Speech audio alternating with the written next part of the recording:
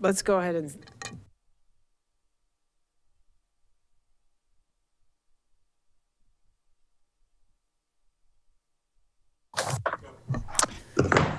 Mr. Mayor, we are live.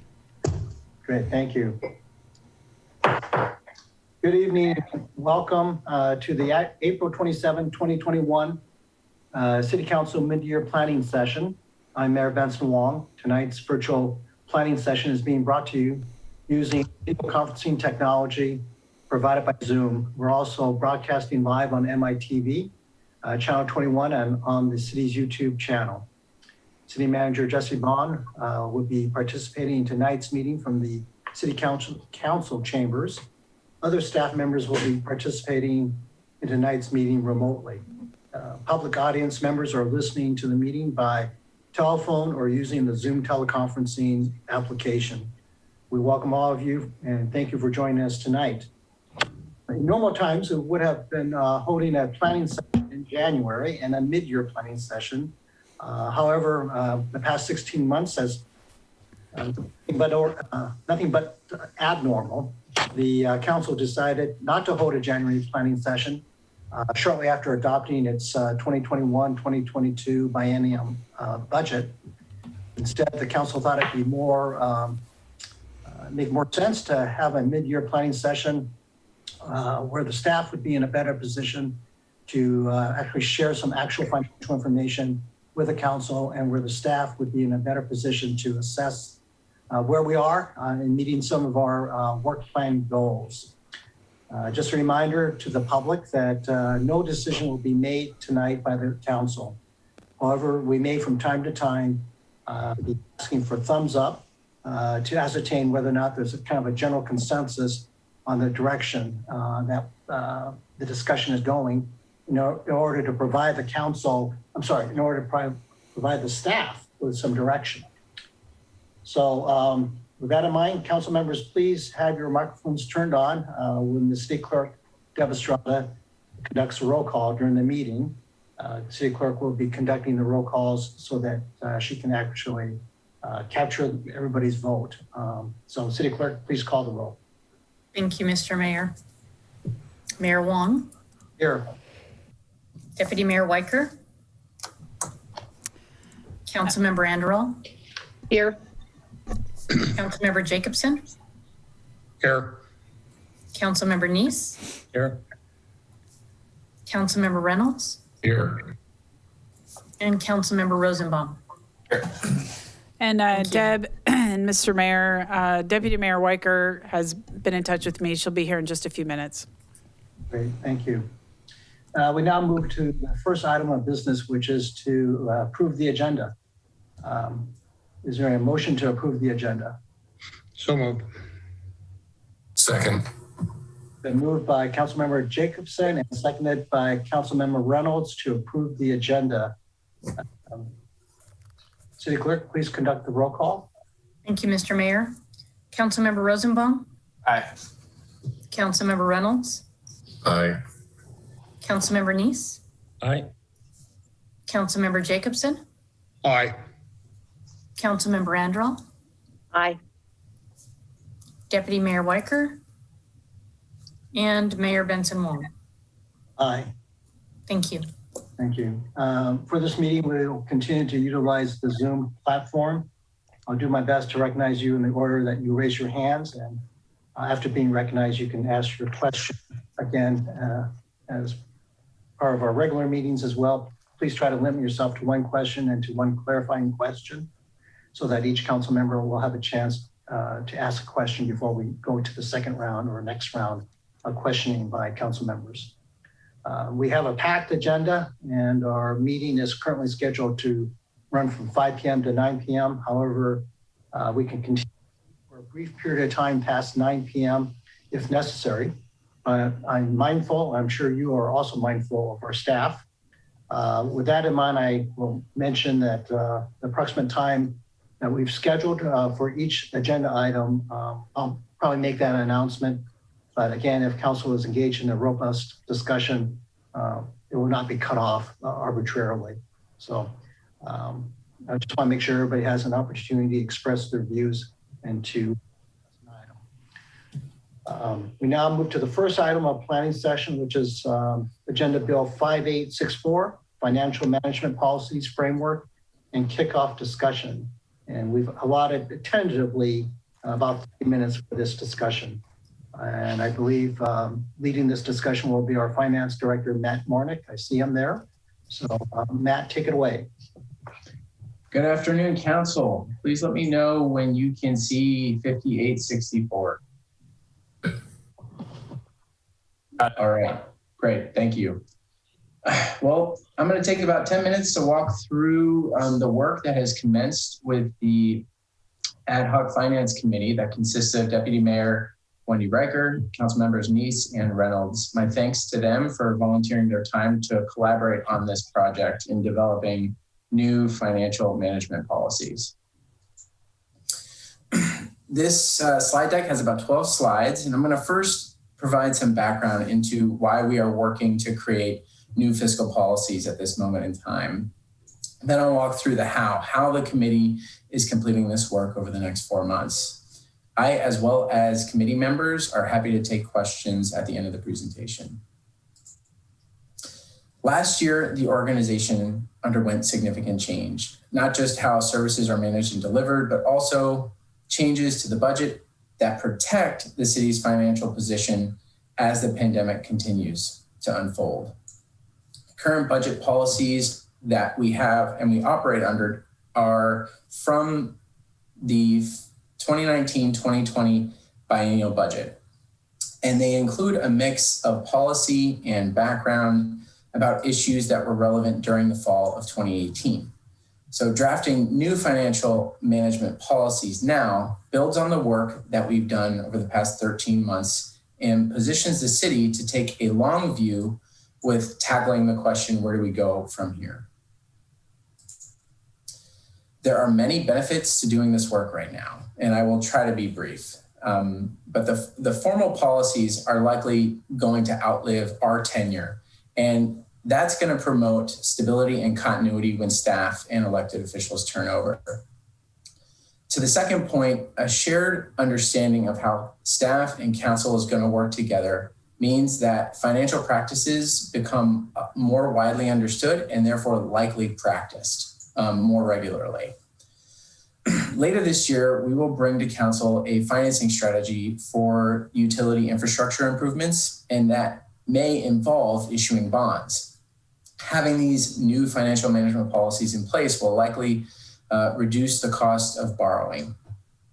To create this kind of document requires taking a long-term perspective, both for the organization and for the community services being provided, and that's a good thing. To the fifth point, a key component of accountability is not to incur excessive risk in the pursuit of public goals. So financial policies help us come to consensus on agreeable levels of risk. Number 6 speaks to earlier points. We are establishing clear internal controls we can point back to, and this is going to raise the level of accountability in the organization and the community. And to the last point, this is deemed a best practice. We demonstrate good faith and intent by creating this document. So how are we going about doing this work? The committee is essentially taking these 5 steps as our approach to draw up new financial management policies. First, we discuss the intent behind each section of the policy document based on what is relevant to Mercer Island at this point in time. And once we come to a clear understanding of the purpose, as well as the committee members sharing specific areas of interest or areas of concern on different topics, I set out and write draft policy with an eye towards state and federal laws, as well as the city's municipal code. The approach we are taking permits time for the committee to review and edit the draft policy incrementally before we bring the fully baked document to council for review and adoption later this year. This slide lists the budget policies from Section H of the 2019-2020 biennial budget document. Of the 27 items, I would say about a third are essentially policies. The remainder is background, aspirations, and reasons for the decisions that were made in 2018. The committee is repackaging this content. Some version of it will live in the new financial management policy, as well as future biennial budgets and master planning documents. Staff has kept track of the items that were raised this past fall when we were going through the 21-22 biennial budget workshops with council. These items will be discussed by the committee over the next 4 months. This slide indicates what the committee will not spend time on. These are important topics that staff is going to cover, but we're slated to get to this work in 2022. And the completion of a financial management policy will inform how we address these topics. So it's best suited to handle this after we get through this current policy document we're working on. So this is our outline compared to the 27 item list, and it's guiding our work. The committee's charge is to create a narrow package of guiding policy. I've cited best practices from GFOA, MRSC, and cities within the region. We are looking to put policy in place, not procedures. And I want to make that distinction because we don't have the time or the bandwidth among staff, or let alone the time with this committee, to write out detailed procedures. The committee's focus is to draft a 20 to 30 page public policy document that will transcend our likely tenure and put staff on a path to making already good fiscal management better. To work in themes and make best use of the committee's time, I reorganized the 11 topics into 3 sections, and the committee has already helped and reviewed completed policy language for the first section. Last week, we made good progress on section 2, which set priorities for drafting policy language for the committee to review in May. So we're working through this incrementally, and this timeline reflects our approach to complete the work over the next 4 months. Work began late March, and we're looking to wrap up in August. And I will say that if I need to call additional meetings, the committee has graciously provided me the flexibility to do so. So with that, I'm going to stop sharing my screen and am happy to take questions from council. Thank you, Matt. Any questions from council members? We have Council Member Anderl. Yeah, hi, Matt, I was trying to take notes. Thanks for your work on this, by the way, very necessary and appreciated. I was just trying to take notes and I wasn't fast enough. Can you go back to the slide that shows the sections and the order that it's prioritized in terms of working on them? Sure. Give me one moment. Sure. It's also in the packet, Exhibit 1, page 3. Oh, I read that packet. It's not? Well, The long list of sections? yeah, but he reordered them in terms of the order that you're working on them. And that's what I missed.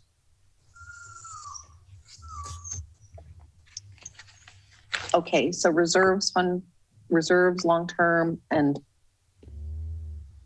utilities are number 2, and then section 3 is everything else. Okay, thank you. That's all I needed. Sure. Great. Thank you. Councilmember Jacobson. Matt, you mentioned that among other things that serve to box in your work would be relevant code provisions. My question is, are there any code provisions that have come to your attention or the committee's attention which might well be re-examined in order to accomplish the 7 objectives which you listed, and I believe in your first slide? And my reason for my question is that I think we found in certainly other areas that the code is outmoded or omits certain kinds of things, or it is simply contrary to current practice, whether best practice or not. Thanks for the question. On May 16th, council approved creating the ad hoc committee. And on the morning of, March 16th, on March 17th, that morning I reached out to BO and we had a good conversation about how to best approach precisely what you're asking about. Finding areas where there's room to improve upon what's currently in our municipal code. The sections that we've worked through thus far, I have not yet encountered the need to update the code, but we're getting into some of the meatier topics over the next few months. And so as part of the schedule that you saw, I plan to go back to the city attorney and make sure what we're proposing aligns with our municipal code. So I have a feeling that we will likely need to update the municipal code as a result of this effort. Appreciate this, and I have another question that doesn't have to be asked right now, Mayor. Okay. Well, we have we'll come back around to you, Councilmember Jacobson. Thank you. Member Neese. I just want to add on to what Matt said to clarify that the subcommittee is going to bring back not a fully baked set of procedures, but something that is less work to go through than what we're going through here. I think there's certainly going to be a robust opportunity for council to read, make recommendations. There's going to be policy discussions where we as a subcommittee are discussing the direction that we go in, whether to include something or not include something, but we're making notes to say this is an area where the full council is likely to have a robust discussion and that will occur. And then obviously, Matt, I'm going to let you to speak to it, but you might want to talk about the public process and what role the public would have in their feedback on any of these policies and procedures when they reach the council. I mean, obviously they'll have an opportunity to comment as well. Yeah, there will certainly be a period for public engagement.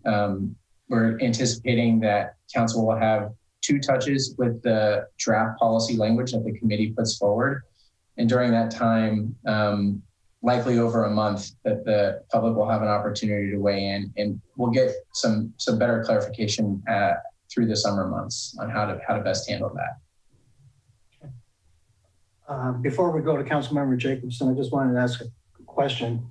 Looking at the bottom of the page 1 of the agenda bill, and there's a reference to some cities have a standalone document. Some cities basically embed these policies in their budget document. So what do you envision for the end result here? Is it a standalone? And whatever you envision, whatever your answer is, Matt, I guess, talk to me about the advantages or disadvantages of that approach versus what other cities have done. What I envision doing with this committee is to create a standalone document. The benefit of creating a standalone document is that it is not susceptible to change or the whims of the issues of that moment, when issues of the day when a new budget document is being adopted. So these are higher level policies that we can point to and guide the budgeting and forecasting work that happens every 2 years. So I see that as being a best practice and something that many cities in our region have done.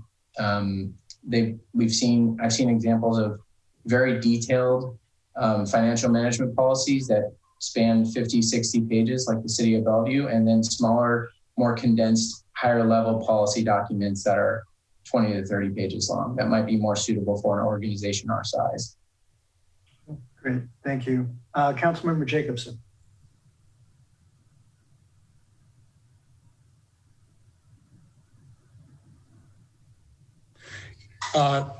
This question may be more procedural, and that is one of the things that I would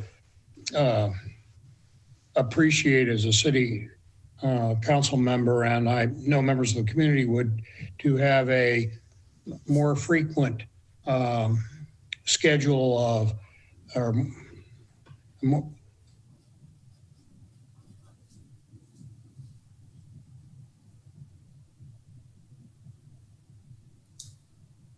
Jake, did you freeze? I think we lost Councilmember Jacobson. Okay, we'll come. Are you back, Jake? You froze for a while. I should be. Am I back? Yeah, you're back.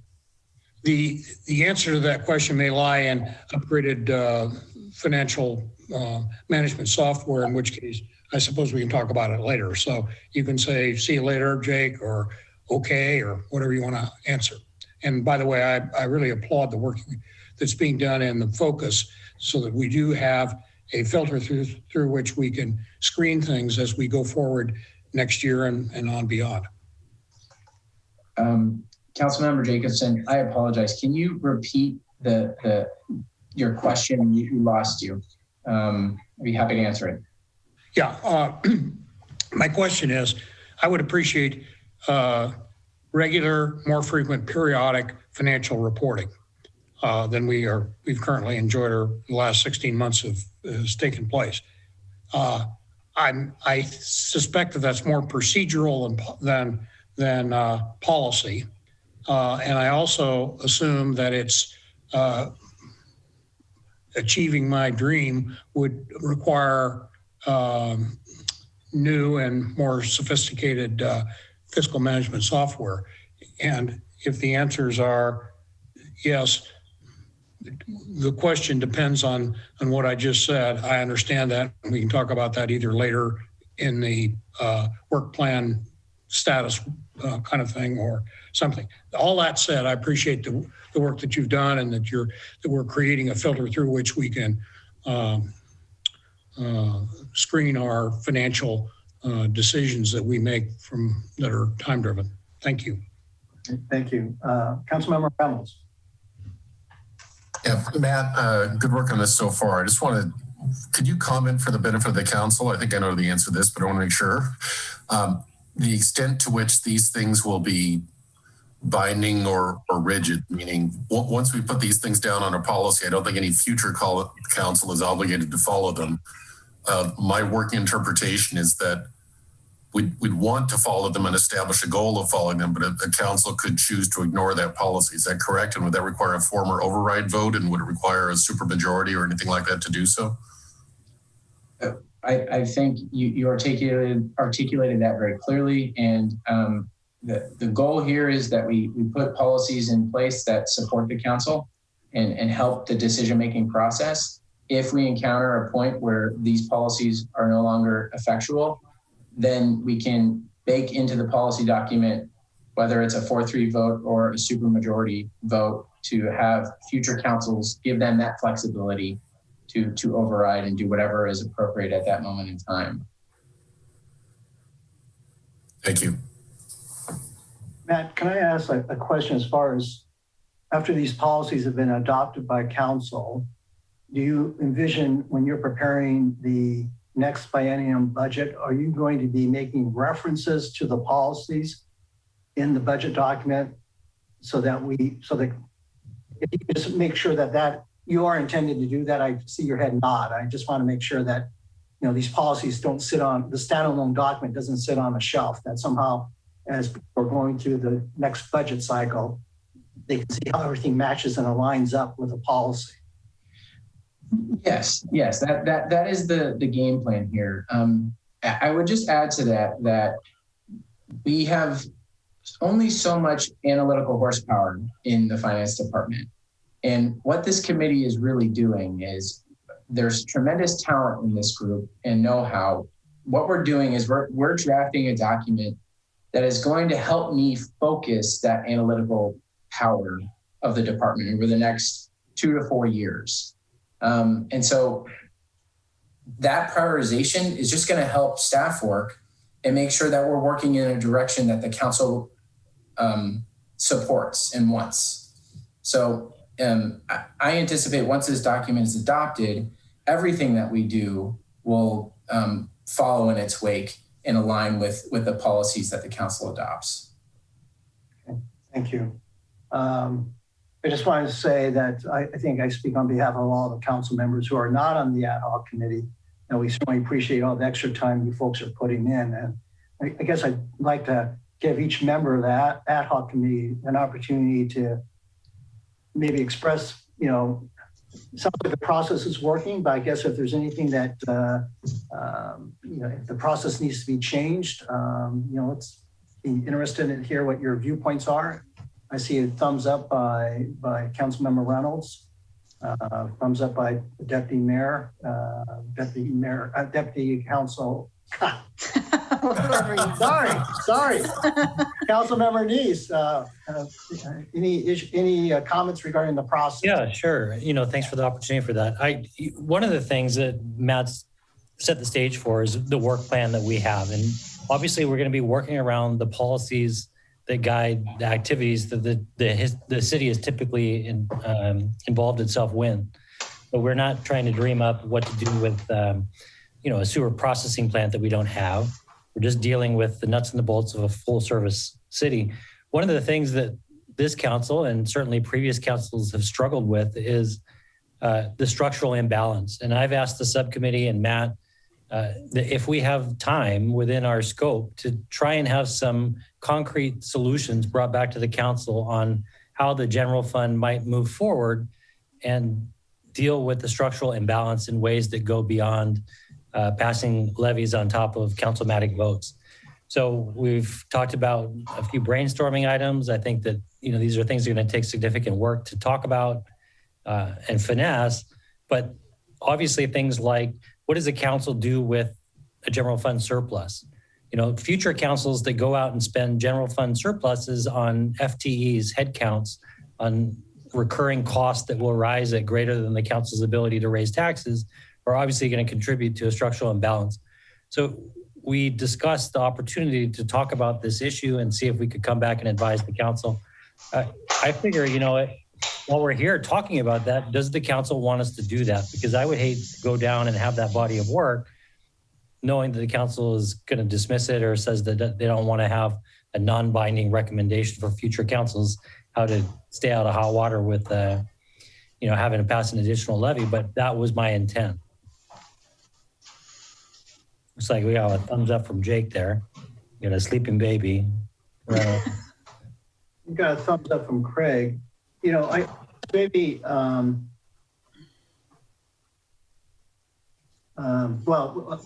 finish this thought and then Councilmember Rosenbaum has a comment. I guess I wouldn't mind you sending an email so that you have a better idea of the additional scope you're talking about, Councilmember Neese. And, if the intent is to expand the scope of the committee, this would probably be a good time to think about it as you've raised it. But, maybe it's a little bit difficult for me to think about that on the fly. So perhaps if you can send an email to everybody that outlines perhaps your thoughts and what other folks on the ad hoc committee are thinking, that might be. Yeah, no, I'm happy to do that. And I don't think this is a piece of work that we're going to be touching immediately. So we have time to have that discussion. Great, thank you. Councilmember Rosenbaum. Yeah, I think, Salim, I think that's a great point.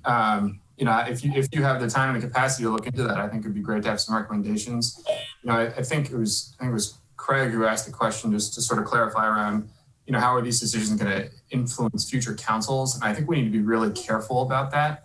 Something with a supermajority, it can end up sort of being like a balloon. You push on one end, and you get an unintended consequence somewhere else.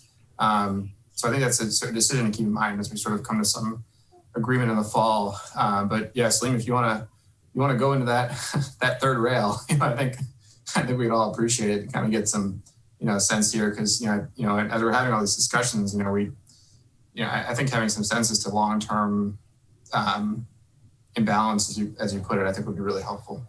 Yeah, and I think to Craig's benefit, he's not looking to tell future councils this is the set of policies to which you can ignore. I think we're going to come out of this thing and present to the council, and the council will help us refine a set of best practices that should be the gold standard for operating the city. And that if a future council wants to stray away from that, or maybe they need to be updated, that is within their purview, but certainly not, nobody would have come up with a set of policies for a pandemic, right? So there will be times that need to be adjusted. Yeah, but now we have them, so it's good, right? That's right. Now we'll have pandemic planning protocols. Yeah, having these policies is very helpful because then if future councils decide to deviate from those policies, then it will have to be done intentionally. So, I mean, it's good to have kind of a baseline here. Councilmember Reynolds. I was going to start with something like you just said, Mr. Mayor, that I think, in my view, the policies will be something that could be overwritten by a future council, but we would hope we would write it in such a way that they would look at it and say, look, these guys put a lot of thought into it, so let's not overwrite it lightly without thinking about it when the time comes. Secondly, I just wanted to make the observation, it may be obvious, but it's worth saying that a lot of the things we've talked about so far, it's been fairly obvious once it's said out loud what best practice is, what the responsible thing is to do on any given policy. But there are a number of things where we're going to come up with that are issues of strategy or philosophy where even if the three of us on the subcommittee agree, the whole council may not agree. And we may end up with a 4-3 vote on something, on some particular element of the policy. And I would probably argue that if something ends up as a 4-3 vote, maybe it doesn't really belong in the policy. These should more be fundamental truths, not things that are subject to the political whims of the moment. Okay. Thank you. Good point. Deputy Mayor Weicker.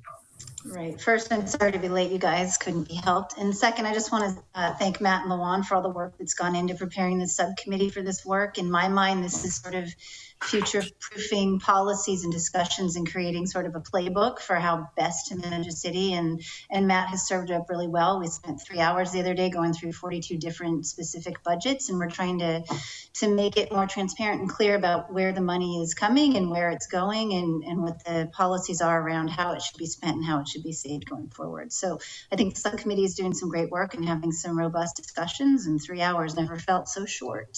So with that, I'll just say thank you for our team for serving it up, and for Councilmember Neese and Councilmember Reynolds for being right there with me to sort of help guide what we think is going to be a best framework going forward for whatever councils and staff are going to be here in the years to come. So I think we're on a good path forward, and I think the whole council will like the majority of what we're putting forward already from our first 3 hour meeting. So I'm optimistic this will be a great document going forward. Great. Thank you. All right. That's a good way to end this discussion. And I guess thank you, Matt, for your leadership and your participation and guidance here. And so unless there's no other questions for Matt, we're going to move to the second item of the planning session, which is Agenda Bill 5857, the American Rescue Plan Act, which tentatively have allocated perhaps 15 to 30 minutes for discussion. So I'm going to turn it to, I guess, well, Matt, you're going to lead this discussion as well, and along with Merrill Thomas Shot. So take it away. Thanks. I'll share my screen quickly and we'll go for it.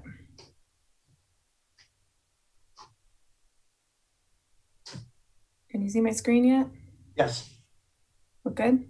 Okay, thanks. So good evening. My name is Merrill Thomas Shot. I'm a coordinator with the recreation team and also remain in my capacity as the grants coordinator with the city's emergency operations. I'm here to speak about the American Rescue Plan Act stimulus money and kick off a bit of a discussion about the city's use of those funds. I always have the privilege of speaking to you when we've got more money to spend, so I'm lucky that way. Let's see. Okay, the American Rescue Plan Act was signed in early March and is meant to aid in various aspects of the recovery from the COVID-19 pandemic. Funds to cities and towns will be passed through the state, much like the CARES Act money that you remember. The states were set to receive this money by May 10th of this year. We likely won't have a final exact amount until we receive the official notice letter from the state, but Mercer Island is currently expected to receive $5.64 million in ARPA funding.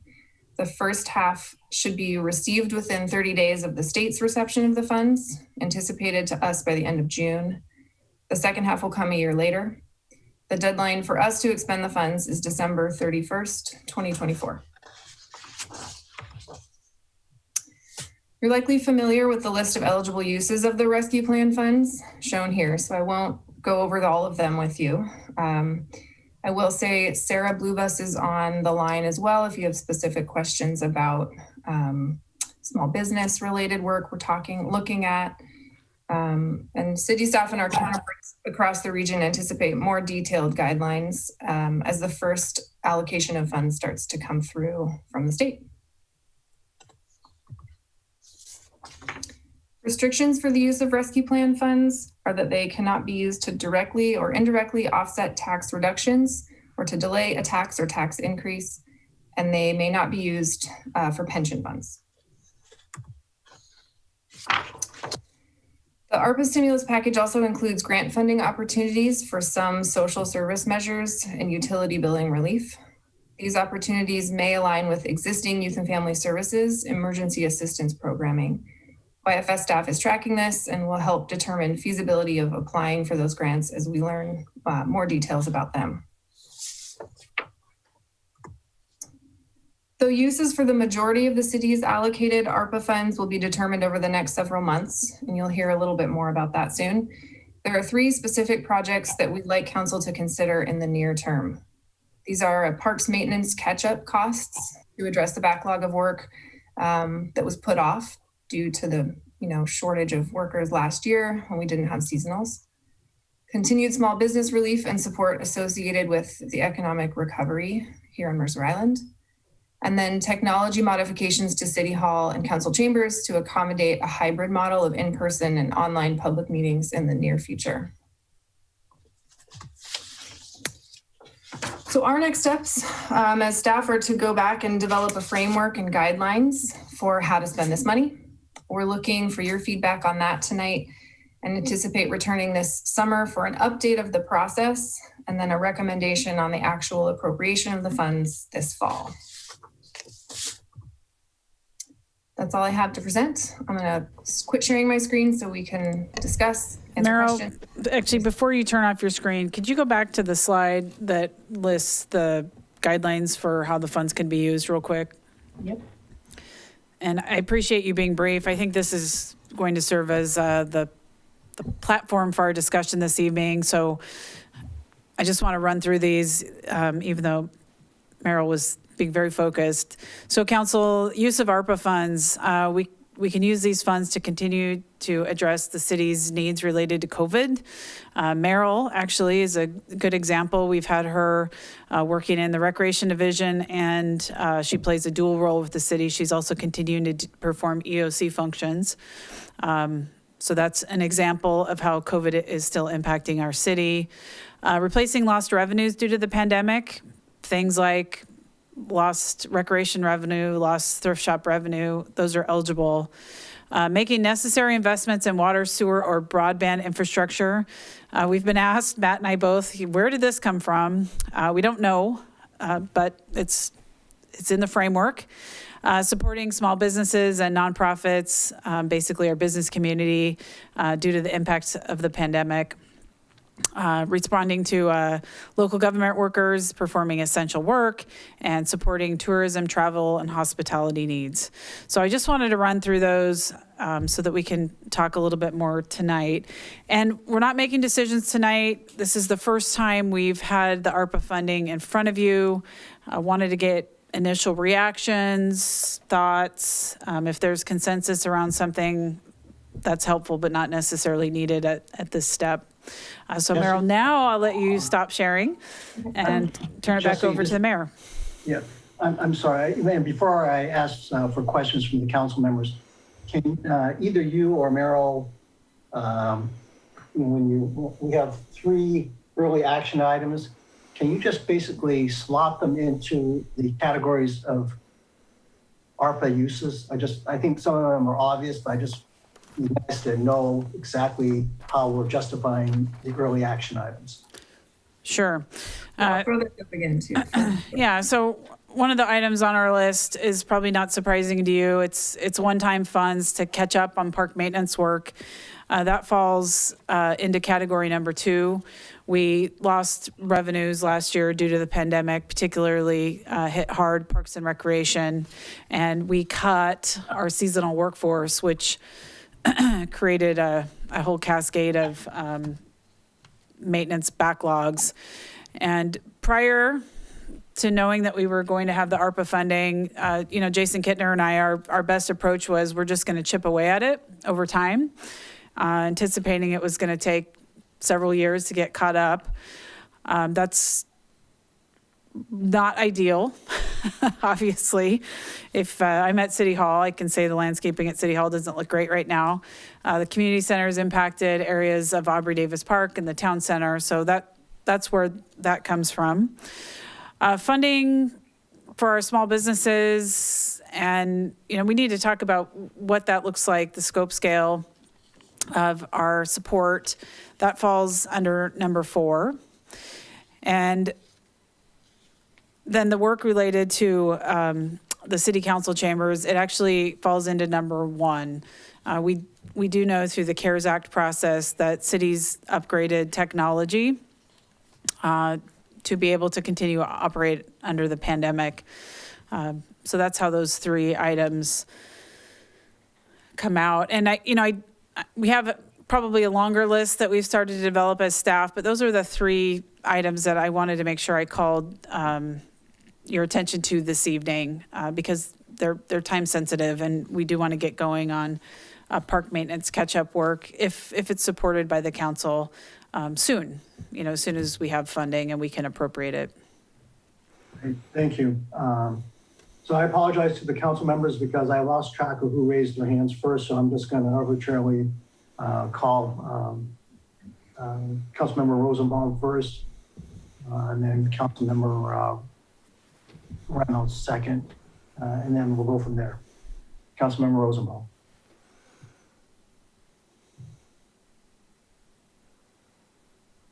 Dave, you're on mute. Thanks, Benson. Happy to be your favorite, I guess, if I got picked first. I have a couple questions, but I'll ask one and then maybe we'll do a second round here. I know we had previously talked about requirements coming out of the legislature for open meetings in terms of hybrid technology. I know there's a question for Jesse or for Deb, but if maybe you could just give us an update, because if we have certain requirements now that we have to meet in terms of hybrid meeting capabilities. Yeah. So my understanding is there were a handful of bills in front of the legislature, one of which actually potentially would have mandated access for all public meetings, virtually. I don't believe that bill passed. However, we understand the spirit. And, Council, one of the things that's on my mind is we've gone completely virtual, all of our public meetings. So that means, I'm going to pick the Arts Council, for example. The Arts Council, prior to the pandemic, met at the community center. And for a member of the community to participate in those meetings, they had to go physically to the meeting.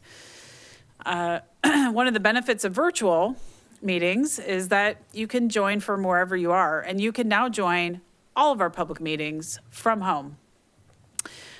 So my thinking here is it's going to be really difficult to walk back from that, and I'm not sure that we want to. We've discussed generally that we should continue to provide this platform.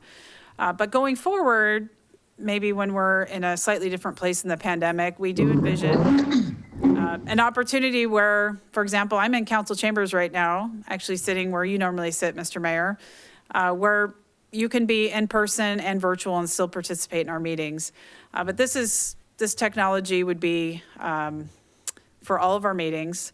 So getting back to your original question, and Deb, correct me if I'm wrong, the bills that were in play, I do not believe passed. They may come back again next year, but we're still moving forward with a plan for hybrid meetings. Thank you. Thank you. Councilmember Reynolds. 1,000,001 questions, but I'll limit to one for now. Jesse, I wonder if you can talk about the infrastructure aspect. That's one of the items that's most intriguing to me. I know one of the things that limits our ability to spend on infrastructure is adequate staff resources to manage the projects. Can we use these funds for hiring the staff as well as for the outsourcing work to the contractors we go to? And do we have the logistical ability to pull that off? Could we bring in staff in a timely enough manner that they could be effective at managing a $5 million project if we came to that? I will answer that and say maybe. I'm anticipating, there's Jason. He's going to keep me in line. So a couple things we're waiting for. The Department of Treasury is doing what I will loosely describe as the rulemaking for these funds. And I don't believe, Matt, correct me if I'm wrong, that we have received the guidance that will drill down what these 6 bullets actually mean and how they translate. For us, because of the size of our city, the funds come through the state. The state of Washington may add additional conditions to these funds. I would imagine, however, that under that caveat of making necessary investments in water, sewer, or broadband infrastructure does involve project work and would most likely include staff funding. So I'm going to say with an asterisk, yes, I anticipate we'd be able to pay for, all costs associated with projects. So the next question is to Jason. If there was something that we really wanted to move forward using these funds, could we do it? I think he'll probably also say yes and maybe. Yep, yes or maybe. So we have, on the sewer side, we have the general sewer plan that guides our recommendations for capital reinvestment. And on the water side, we have the water system plan, which also has a list of capital projects identified. However, you'll recall that during the CIP process and the budget process, we right-size the capital program for the number of staff that we have to do that work. So if we were to expedite projects, we have a list of projects that we could accomplish that would be fairly easy to pull out and reprioritize and say, here's what we need to get done. But we would definitely need to talk about how best to get that work done, like maybe through a combination of consultant work, but also some project management folks in the field actually managing the construction projects as well. So Councilmember Reynolds, a 3.5-year horizon for a project is reasonable for a, let's call it small to medium capital project. A more major project would be difficult potentially within those limits, just depending on permitting. And perhaps a question for the council then, when we come back to discuss in detail the ARPA funding, we plan to touch in with you probably this summer and then again this fall for final decisions. Are you interested in accelerating water sewer projects under this? And if you are, then I can ask Jason to think through what some options might be. I'm seeing one head nod, others take a look. Okay. So we'll put that in our notes and be prepared to take a look and come back with some thoughts on that. Thank you. Unless you tell me you can do fiber optic to the whole island for $5 million, and I'm guessing the answer to that is no. Yeah, no, I can't tell you that tonight. Thank you. Councilmember Anderell. Yeah, thanks. So a couple of comments and one question. I guess my comments are that I would definitely be supportive of the parks maintenance catch-up and the technology modifications to the City Hall Council chambers. I think those are both essential and important things. I'm also just want to say philosophically or from a policy standpoint, I'm strongly in favor of using one-time money for one-time things. And even if that is a 2-year employee for a specific project, that's still one time. But I'm not in favor of using this kind of money for ongoing expenses that where this funding source may dry up, but this expense will on-go. So just to get that out on the table. The question that I had is regarding the small business relief and support. And I would be curious to hear from Sarah or anyone else who could speak to the issue, what kind of feedback we had from the business community on the initial round of grant funding or small business relief. And did it help, or are we, delaying the demise of some businesses but not preventing it? Is this money well spent, basically, or could the money be better spent doing a bigger project, which I don't know what the scope or scale might be, that would more holistically benefit the retail core? So I'm here. This is Sarah from CPD. I'm happy to take that question. First, I would say that for those businesses who were awarded in the first round of our grant program, overwhelmingly, they were very appreciative and, very, very grateful to receive the funding. I think that it came at a good time last year, near the end of the year, as we were going into kind of holiday season, but still a little unsure, especially from the retail perspective, about how the holidays would go. So I think the funding came at a really good time. And I do think that while we were only able to award $5,000 to each business that was awarded, you know, that is still funding that covers a portion or all of rent, which is a lot of what our small businesses with brick and mortar locations are dealing with still right now. To the extent of, are we prolonging maybe the inevitable, or is it going to, still good causes or still to prop up the business community? I would say that there are still businesses who are struggling, and I think we'll continue to see that as we move through this pandemic and move out of it.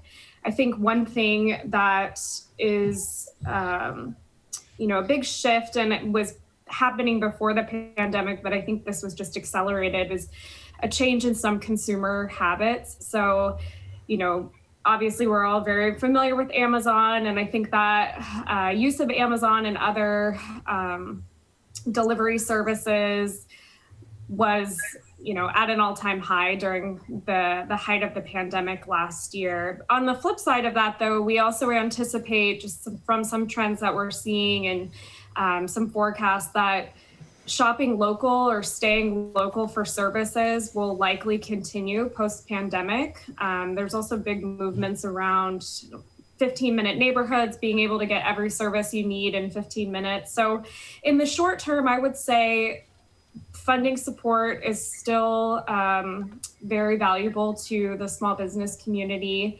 In the long term, I think some of the bigger questions will need to be explored in some of the economic development planning work that we'll undertake, or we are undertaking this year and ongoing, really related to, what kind of businesses do Mercer Island residents want on the island? And that's a great measure for keeping business local, and, what business mix would make sense in town center and on the south end, and how can we maybe adjust some of our code or some of our planning to better meet the needs of both businesses and residents. So long answer, not very concrete, but I do think that the funding direct support of businesses was very helpful. I do think that there are businesses who could still use direct support. If we evaluate, another round of funding or direct grants, we could look at very specifics. We weren't very specific with the last one. So knowing that rent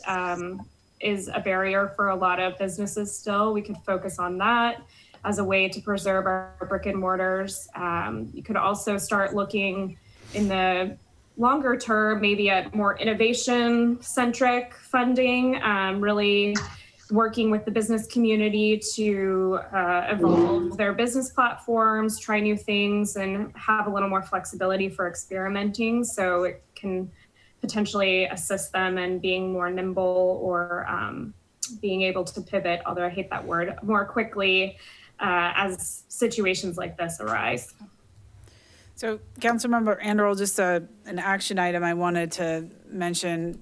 Sarah and Jeff Thomas and I have been talking about how to really gauge engage the whole business community and sharing with us their needs, so that can better inform your decision on use of ARPA funds. We did reach out to and are planning to contract with the firm we used for the last business survey to help us develop a tool to ask that question broadly. Sarah and I hear a lot of information anecdotally. It's usually specific to each business, and we want to do a broader reach. So we're working on that, so that by the time we come back and talk to you about this in the summer, we have more specific information. And we will come back sooner, by the way, if we need to, for this item, from our business community about what their needs are now and how that's changed since December, when we were in almost complete lockdown again. Thank you. Councilmember Neese. I have a question and then a follow-up. I wanted to swing back to the beginning of the conversation where we give Matt an opportunity to talk about the process that he would go through to account for how to stratify the funds. You know, lost revenue in particular could be dealt with a number of different ways. We know that from a gross total revenue perspective, the change was very different than if you looked at the line item where the revenue came from. We had an uptick in sales tax related to certain retail behavior, and we had a significant drop related to others. My personal belief on this is that we should take the time, adhering obviously to the policy guidance that we get, to classify as many funds as lost revenue as possible so that they are freely available for any use. And so I was wondering, Matt, if you have enough direction or if there is enough guidance to talk through the process by which you might go try and classify these funds. I think that the strategy that you just suggested, Councilmember, is a very good one. And we have not yet taken a look internally at what has happened and what the ways we can potentially use these funds. We're waiting to hear from the Department of Treasury, and I've been told through our various regional channels that we're likely to hear something the first week of May. And so at that point, I think I would be better able to speak to how we can most strategically use these funds, well, with an eye towards also the 2020 year-end surplus, which has a lot different rules on how we can use that money. Council has more discretion on that money, so it's good to keep both eyes on both pots of money as we move forward and think about how to best serve the community. And is there any guidance so far on what the bookends of the time for lost revenue are related to the pandemic? I mean, are we still within the window of lost revenue? The thrift shop's still closed, so I don't have any sense of when do you put an end point on it. That's like probably one of the top 5 questions that came out of the National League of Cities that we posed to the Department of Treasury. So we don't have that answer yet. Okay, and the follow-up is that, you know, this council and councils preceding us haven't been able to meaningfully, or actually in any way, add to the park system in terms of acreage. When we were going through all of the different funds of the city, we did identify a couple funds that had balances in it that were dedicated to the purchase or acquisition of parkland. I would support taking some portion of this money to find some parcel of land to purchase and add to the park system that hopefully could be used in conjunction with at least two funds that carry balances that are out there specifically to acquire and dedicate parkland. And I would love for that parkland to memorialize the pandemic in some way. Maybe it's in the name, but certainly we know as Islanders, when the pandemic hit and everybody was told to lock down, stay at home, what did we do? You know, we fled to our park systems. We went outdoors, we stayed away, we socially distanced. And it's something that I'll never forget. I think that, you know, hopefully there's some parcel out there, some house that's probably a tear down house that could be in an area where we could add some meaningful way, a small playground or some component to our park system. Thank you. Councilmember Jacobson. I have a couple of comments and then a question. Comment number one is that I'm assuming that the park maintenance catch-up, which is referred to here and on page 3 of the agenda bill, is over and above the money that we appropriated last meeting to do some of the park maintenance and that kind of thing, unless this is different. Comment number 2 is, this follows on from what my colleague Craig Reynolds raised, and that is that our ability to accelerate projects appears to be dependent on hiring the resources to do it, either in terms of FTEs or hiring outside consultants. And when we're told that, 3.5 years is a nice, or is an is a reasonable time frame in which to accomplish a project, that runs us out of the time we have to spend this money, which is another by the end of 2024. So that's 3 years and change, barely enough. I'm wondering if there aren't things that we could do that we know we're going to need to do, so, such as new software for the finance department, new software for CPD, and those kinds of things where we can buy stuff in which we might have otherwise done had it not been for the pandemic, and put it on the shelf and then schedule the implementation, which is going to require some staff time, as soon as we can, so that we can work smart rather than necessarily hard. And what this goes to, particularly to this sustainability issue that Councilmember Neese and others have commented on. And that is, the sooner we get better systems, the better our chances of having sustainability, or knowing that we've got to take steps to increase the amount of revenue. And so at any rate, but and I guess the third thing is in terms of the city hall, modifying city hall, I think that's it's IT kind of thing is great. Also, while we're at it, I want to paint the place because the colors are absolutely depressing. So You don't love this motif here? This is. Well, let me put it this way. If we keep it this way, Jesse, I may have to use one of those elder counselors for depression. Okay. On that note, that may be a segue to our next topic, but on that note, Deputy Mayor Weicker.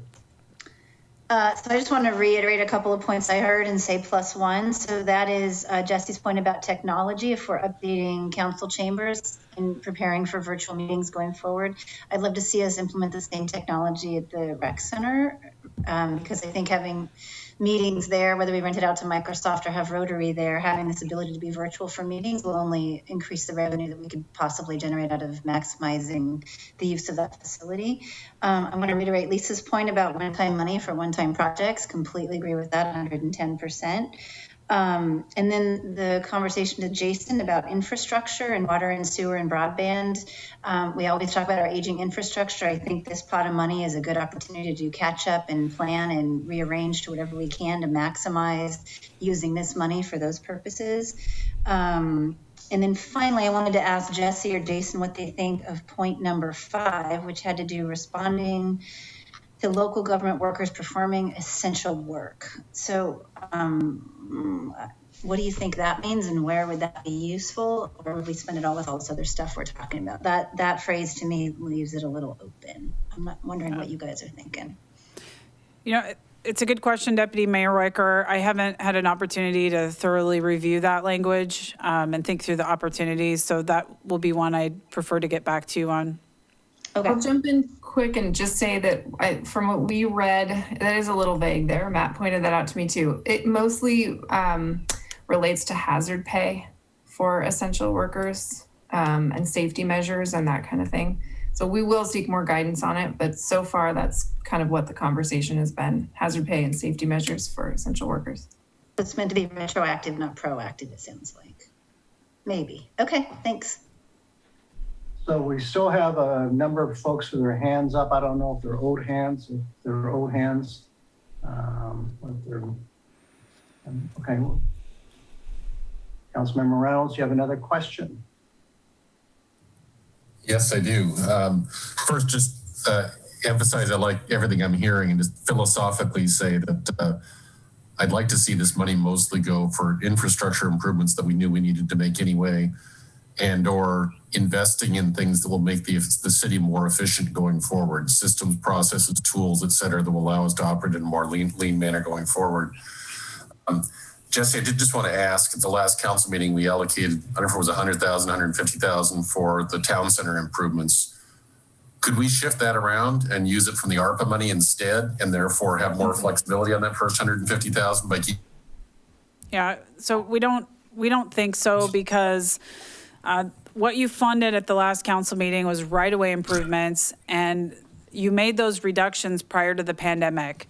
So the parks reductions happened as a result of lost revenue during the pandemic, and I can, at least based on the rules we have right now, which are pretty vague, there's a nexus there. That's why we actually split the work and asked you to fund the right-of-way out of the year-end fund balance. Okay, makes total sense. Thank you. Yeah. Councilmember Rosenbaum. Thank you. A couple of questions. First, a comment though. Matt, Jesse, another avenue here for getting some questions answered might be through Adam Smith's office. I know sometimes they get different speeds in terms of getting some of these questions answered, especially on such a local level. The question I have, and Jason, I know you're in the background here somewhere, is around trash cans. Like, I keep getting feedback from everyone, whether it be in town center or in parks, that there just aren't trash cans where there used to be. So maybe someone could just kind of give us an update to where that is. And I guess one other comment I had, one thing that I found really helpful when we were doing the budget back in the fall was that sort of menu of options in terms of policy proposals that was put in front of us. I know that was incredibly complicated to put together, but I also think for transparency purposes, it gave everyone an opportunity to sort of look into that and see, what would you do? So to the extent that something similar like that can be shared with the council, but also the community, I'd support that, because I know everyone has these priorities, but 5.6 million can start to become a real small pool real quick if we're not careful. Okay, thank you. Yeah, I'll take the first. Yeah, go ahead, Jason. And that is, Councilmember Rosenbaum, we have strategically removed some garbage cans in some park spaces. The recent influx of emails that the council and calls the council received are the cans in the town center. And what the council may recall is that during the solid waste contract, we actually passed the town center garbage can collection to Recology. So Recology actually collects those cans in the town center twice a week during the peak season. That is consistent with our past practice before we went to the Recology implementation. 2 times a week was pretty average during the busy time of year. I think what the pandemic has shown us is that everyone is trying to get out. And so those cans are being filled up more regularly and routinely and quicker. And so we're working with Recology to increase the frequency, the town center collection, and also supplementing with some additional right-of-way staff along the way in the interim time while we work through that. But it's just more people being out and using the facilities. The cans that were removed were not in the town center. Okay, thanks. Thank you.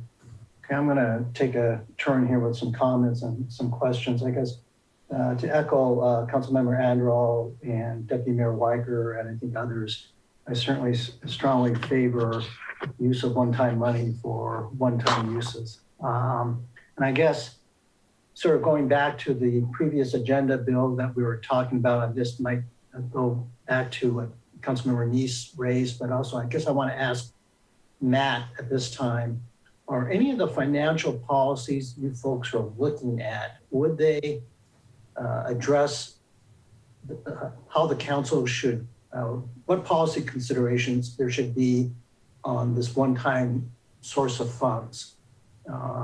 So if you're not looking at that policy now, I think that's something that Councilmember Neese may have raised in his comments. It seems like it would be appropriate to actually include that as a policy discussion review by the ad hoc committee now, because according to the agenda bill, I guess city manager is intending to come back later in the summer with recommendations regarding the ARPA funds. And so it would probably make some sense to have a policy in place if that's at all possible. So, Matt, can you address? Thank you for that question. The work that the committee commenced, we began working on the 22nd last week, involved fund balances and reserves. And so the body of work that I'm going to present to the committee will include how to manage surpluses, as well as how to manage the variety of reserves that the city has. The ad hoc committee gave me really good feedback on how to approach this. I believe that the committee, by nature of covering this topic, will answer the larger question that you just asked. And I think that the resulting policy language can be used to direct the work with determining how best to use and prioritize the ARPA funding and the 2020 year-end surplus. That's good. No, I appreciate that. I think that'd be helpful since decisions need to be made towards the end of the summer or so. So I appreciate that. And I know that obviously we have these eligible uses that are being identified. Early, how they characterize, early action items.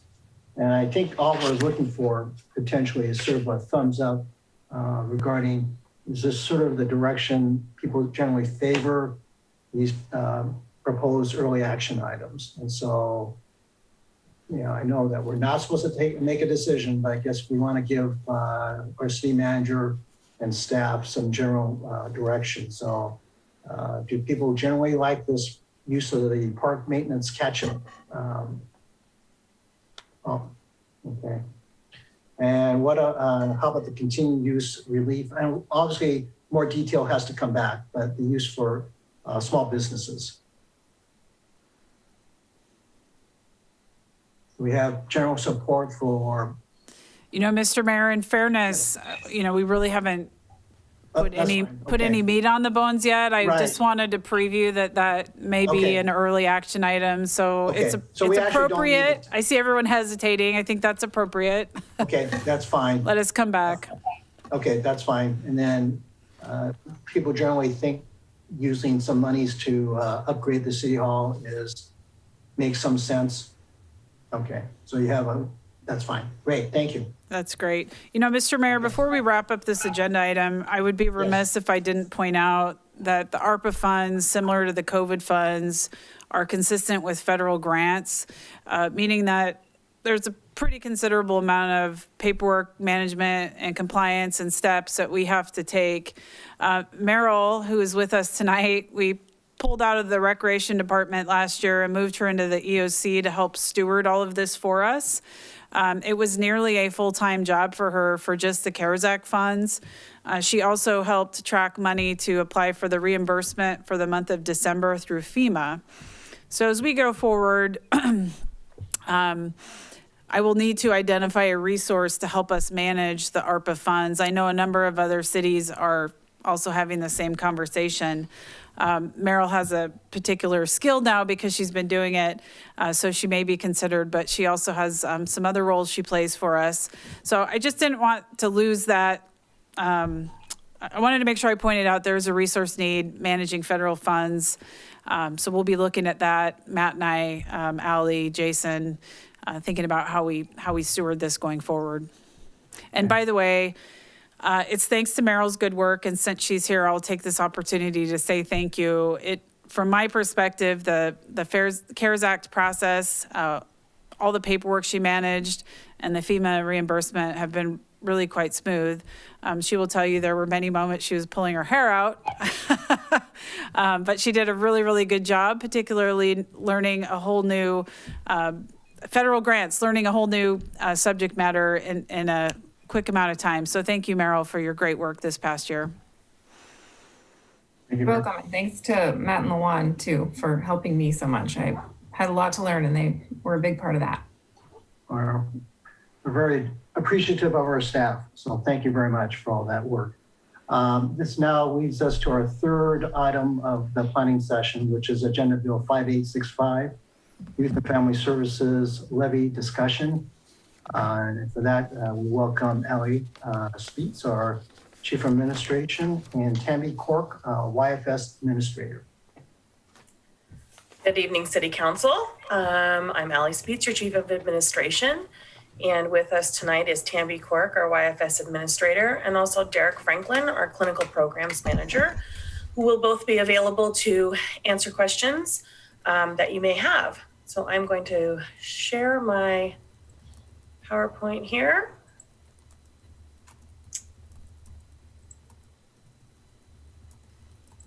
Is that working? Okay, can you see that? Yes. All right, wonderful. Hey, Ali, Okay, so- we're not yeah. we're not in presentation mode. It's not. Nope. Did it freeze on? Well, let's see. Stop sharing. Start sharing again. Let's try this. 1 second, please.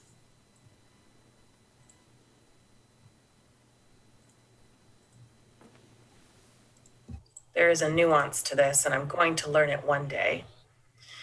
How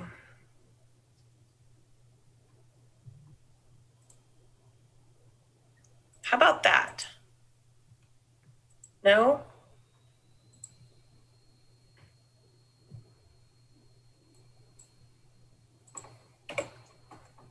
I'm failing miserably. We can work with it if you I just think want I to go. got it. Hold on 1 second.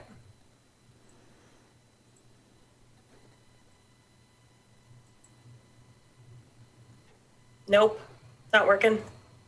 No. I see the presentation. Is it just not the format that you wanted, or?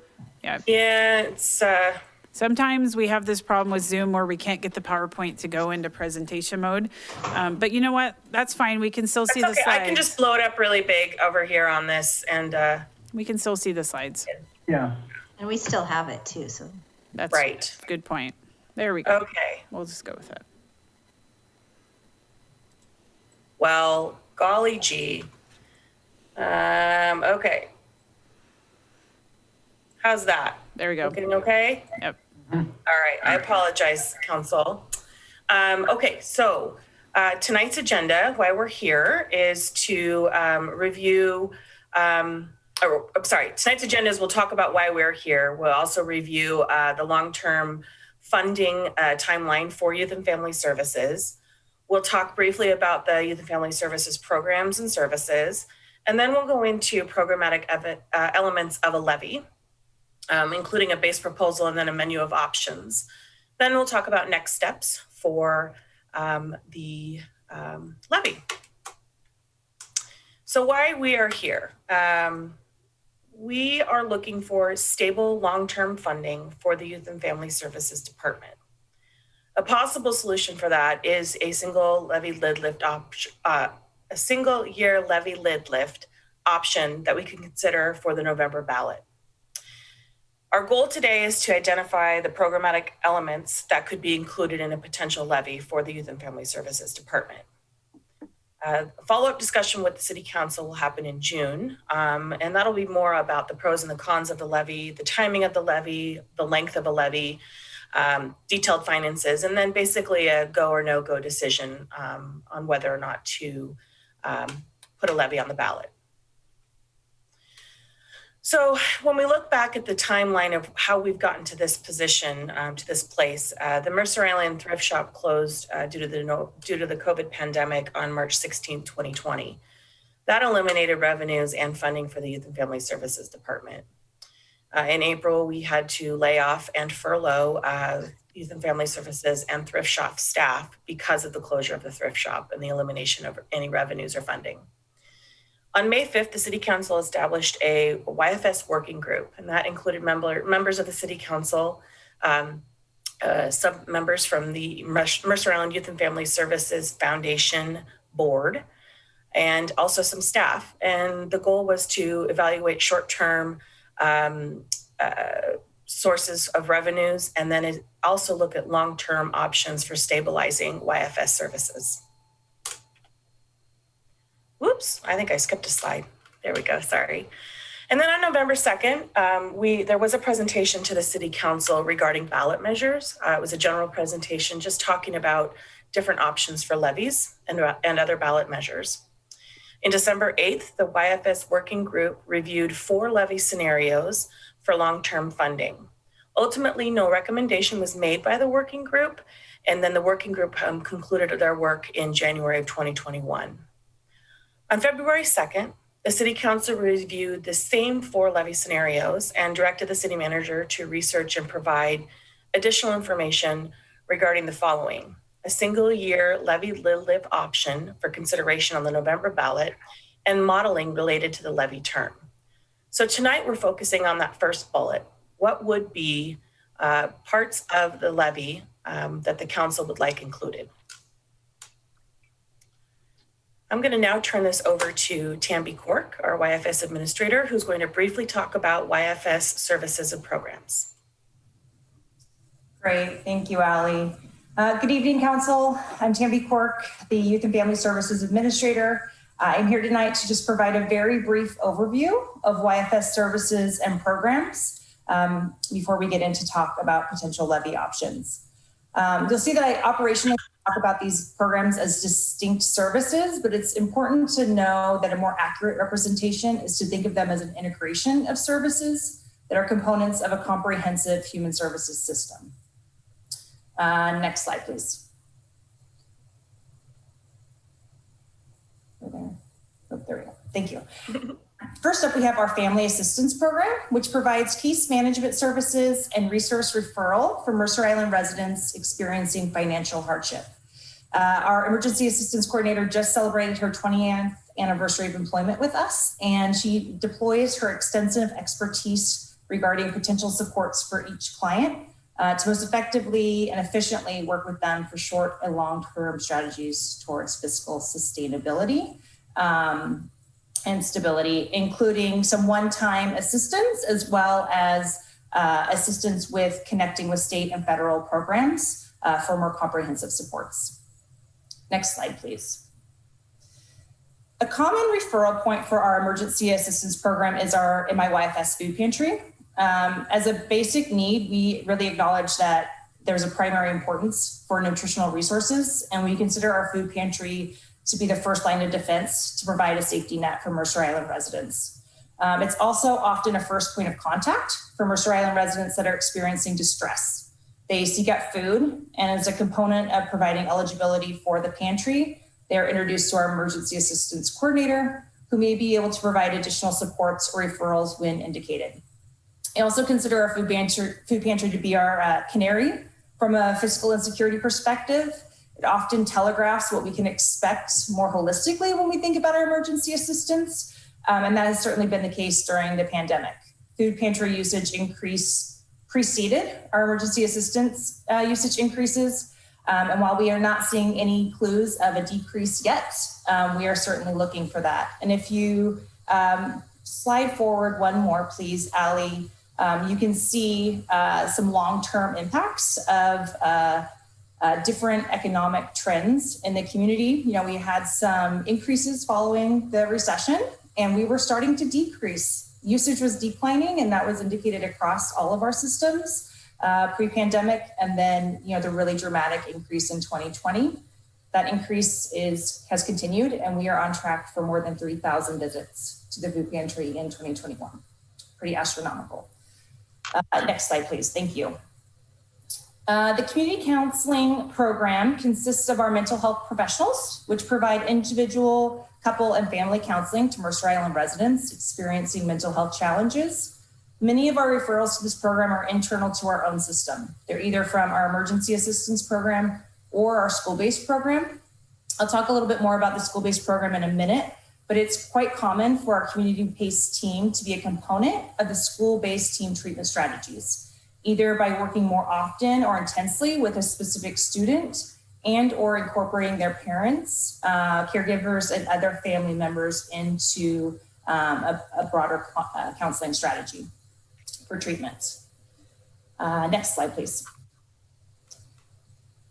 Our school-based team includes mental health supports via licensed mental health counselors at each of the public schools on Mercer Island.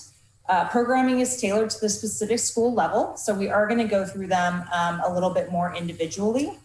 If you'll move on to the next slide, please, Allie. Oh, great. Elementary schools. Our elementary school counselors provide one-on-one counseling services to students in the schools, along with classroom skill-building curriculum delivery appropriate for elementary school ages, and group work based on the specific needs in that school population at that time. So it's very common at the elementary level to have friendship groups for students who maybe need some more support connecting with their peers, It's very common, unfortunately, to have divorce or grief and loss groups at the elementary school level. But these groups are fluid and they adapt to the emergent needs in the school population each year. Next slide, please. At Islander Middle School, staff similarly engage in the one-on-one therapy and social emotional skill building curriculum delivery in the classrooms. That's again age appropriate for that population. So focusing not only on social emotional skill building, but also refusal skills related to substance use and experimentation and other tween angst type programming. Our school-based counselor, IMS, has been a part of our team for also more than 20 years and has a number of really important programs that he has been engaged in creating and starting, including the WEB program, which is where everyone belongs. It's a bullying prevention program that increases 8th grade engagement in creating a welcoming environment for incoming 6th graders at IMS. And he's also a regional expert in suicide prevention and a member of the Forefront team out of the University of Washington, establishing a lot of supports for suicide prevention in our community. Next slide, please. At the high school, we staff 2 separate positions. So one is a licensed mental health professional, which provides that similar array of services, the one-on-one therapy, classroom work, group work. It supports student groups in the schools. Additionally, we also have a substance use intervention specialist that coordinates with our mental health staff, our prevention staff, the school resource officer, school administration, to work with the high school population to prevent the use of alcohol, tobacco, cannabis, and other drugs, and to be available when interventions are indicated by risk-taking behavior or school and legal consequences of use. And next slide, please. All right, moving back to our community-based team, which pre-pandemic and hopefully sometime soon is housed out of Luther Burbank, is our senior services specialist, sometimes called a geriatric specialist. This staff role works with clients that are 60 years and older to provide client-centered case management, assisting our senior community members and their adult children with individualized care plans, cognitive assessments related to aging, and other end-of-life issues. Next slide, please. And finally, we have our Healthy Youth Initiative, which is our prevention and promotion arm of the department. We were here a few months ago with a more in-depth reminder of what this program does. But in brief, we know that preventing distress is the best outcome for our young people, adults, and seniors. And this program works in coordination with the YFS intervention and treatment team and community partners to develop programs and initiatives to increase youth wellness so there is less need for interventions and treatments down the road. This program originally was called the Communities That Care Coalition. It's been active since 2005 and is currently funded through 2024 by 2 federal grants from the Federal Substance Abuse and Mental Health Services Administration. Next slide, please. And finally, we have the revenue arm of our department, the beloved Mercer Island Thrift Shop. What started as a rummage sale in 1975 grew to net over $1 million annually to support the human services on Mercer Island. As we're all acutely aware, this revenue source has been significantly impacted by the COVID-19 restrictions on business operation and is currently operating only on a very limited basis while staff work through a restart plan and continue to adapt to the changing landscape of COVID regulations and restrictions. Thank you. Great. Thank you, Tambi. Council, if you have specific questions about programs, we'd be more than happy to answer those. I'd like to get through the programmatic elements and then we can answer your questions if that's all right with you. That's fine. Great, thank you.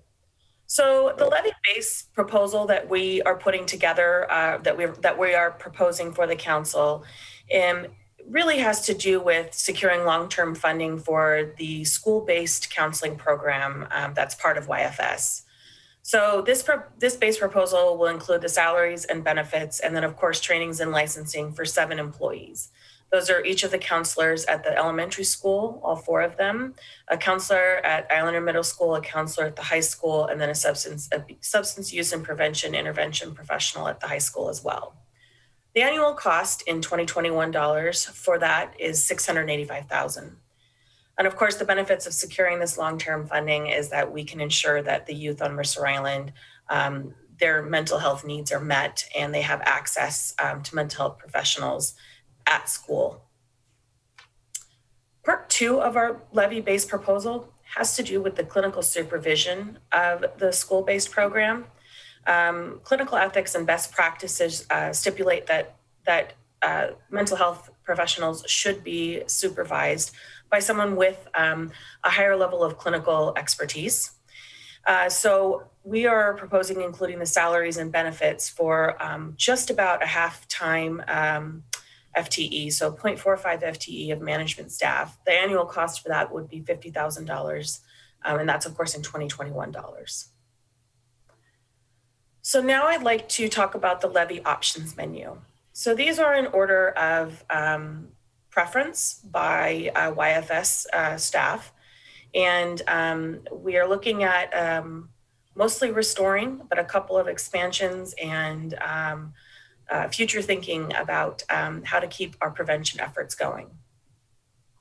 So our first option is to restore the programs assistant. This position used to be the administrative assistant position, which really handles all of those administrative and day-to-day duties that everyone has that needs to get completed. We cut the position in May of 2020 due to COVID, and then we were able to restore a half-time programs assistant. We're asking for an additional half-time programs assistant with an annual cost of $40,000 in 2021 salary and benefits. And this will really help meet the administrative and program support needs for emergency assistance, the community-based counseling, and the senior programs. Levy option 2 is to restore a second Islander Middle School counselor. In 2000, a second middle school counselor was added as the school population was growing. And in 2017, that position was cut due to a lack of funding. So we're looking at restoring a second IMS counselor, and that's a 0.83 FTE. Just as a reminder, our school counselors only work 10 months out of the year. So while they work full-time from September to June, they do not work for us during July and August. The annual cost for that would be $100,000 in 2021 dollars. And right now, the current middle school enrollment exceeds the capacity of 1 counselor. So we're looking at increasing that to better align with the enrollment figures and to meet the demand of increased mental health needs for this age group. Our third option is to expand the mobile integrated health case manager. So I know that the council does not have all of the information about this program, and we will be coming back to you this summer to talk about it. But what this will be is the other half of a position that there is already current funding for. There was a King County EMS levy that included dollars for mobile integrated health throughout any provider in King County that provides EMS services, which our fire department does. So what we're looking for is to expand that position to be a full-time position. Right now we have the funding to cover 0.5, and we would include an additional 0.5 in a levy to make that a 1 FTE position. So this will allow for more intensive case management and to then support our community-based counseling program, which is in need of additional staffing. Option 4 is to restore the geriatric specialist. So as part of the 2019 budget reductions, we reduced the geriatric specialist position by 50%. The case management services to the most vulnerable senior citizens have been prioritized. So what that means is there's additional work that does not get done to help our senior population. That includes grief and loss groups, and then additional outreach and collaboration with first responders and the MIH program. In order to restore the position to 1.0 FTE, an additional $60,000 in 2021 dollars would be needed. The fifth option is to restore a community-based counselor. So in 2020, we reduced the community-based counseling program by 0.8 FTE due to the COVID-19 pandemic. So we're looking to restore a 0.5 FTE community-based counselor. It's an annual cost of $60,000 in 2021 dollars. And this will then, of course, help round out our programming like Tambi spoke about.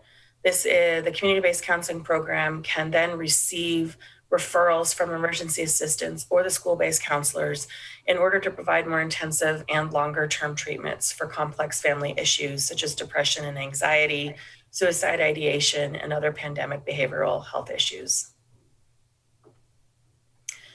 This is a slide that really kind of shows the reactions in the behavioral health symptoms and disasters. The red arrow shows where we are in this pandemic, and it shows that we still have another 6 to 12 months of working through the grief and coming to terms with how our lives have been changed. The last option is to stabilize the Healthy Youth Initiative after 2024. As Tambi spoke about, we have funding through 2024 for this program. This is our prevention leg of YFS services. This is where we can make the most impact and change behaviors and help people make better decisions and the right decisions that will change the trajectory of their lives. So we're looking to continue this work. It would be an annual cost of $175,000, and that would be for one FTE and the programming budget. And that, of course, in 2021 dollars. So while this is a ways out, it is something to consider to keep as part of the levy. The estimated costs for each of these are here for you to just kind of get a snapshot and see what it would be like to stabilize, restore, and expand our programming. And the next steps, like I spoke about, is we're seeking your feedback on which programmatic elements could be included in a potential YFS levy. And then we will come back to you in June with additional discussion and information on kind of all of the pieces of what the levy would look like. So at this point, we are happy to answer any questions from the council. I am going to stop sharing, but can always go back to a screen if needed. Thank you, Al and Tambi. I think in order to avoid council from jumping back and forth to different items, I think what I'm going to do is basically ask council members if they have questions, for instance, on the base levy, and if none, then we'll go on to the next, the first menu option. I'll ask if anybody has questions about that and so forth. And so I think at this point, let's see if there's anybody who has questions regarding the base levy that was described. Councilmember Neese. I want to actually go even a little bit before that, and just a question about the presentation. There was a comment that was made that Islander Middle School was understaffed and that there was too many student enrollments for the capacity of a single counselor. What is the capacity of a single counselor? Is there a stated ratio of students to counselors? We don't currently have a ratio of student to counselors. There's many factors in what would determine the correct ratio. Elementary school students are very different than middle school students, which are different than high school students. So I don't think that we have ever truly identified a ideal ratio of a counselor to students. I did send out information earlier today to the city council that shows that the current enrollment at the middle school is 1,030 students, and there's only one middle school counselor. If you look at the elementary school, all four of them, there are 1,574. So that's roughly 400 students per school. So that's a 1 to 400 ratio. And then at the high school, there's just over 1,500 students, and that ends up being about 778 students per counselor at the high school. And I expect more questions and discussions will occur when we talk about the potential for restoring the second IMS counselor. Absolutely. Councilmember Enos, do you have any other questions at this point regarding the base levy? Yeah, maybe just as a point of refresher, if Matt is still on the line, I'm trying to recall what the prior YFS deficit was running on a year-over-year basis. I thought kind of around 2018, it might have been 440,000 that the general fund had to contribute to the YFS fund just to sustain operations. I don't have that in front of me, council member. If any of my colleagues, Ali or Lawan, readily have that number available, please chime in. If not, we're happy to get back to you. Hi, this is Lawan, your Deputy Finance Director. I think historically the high was 400,000 per year the general fund contributed, and that was phased out to 0 in the most recent budgets. Right, for a number of reasons, including cuts. Right. Correct. Okay, thank you. Great, thank you. Councilmember Jacobson. The estimated costs of this levy are, without considering the HYI thing for a minute, are $1,055,000. What are we spending this year to provide the services that we're providing this year? So are you asking what the total budget is for youth and family services? Well, for that portion of the counseling stuff, because I'm assuming that there are other things that that budget covers other than counselors. I'm trying to compare apples to apples, Allie. Well, so I'm not understanding your question. Are you asking about all of the options except the Healthy Youth Initiative?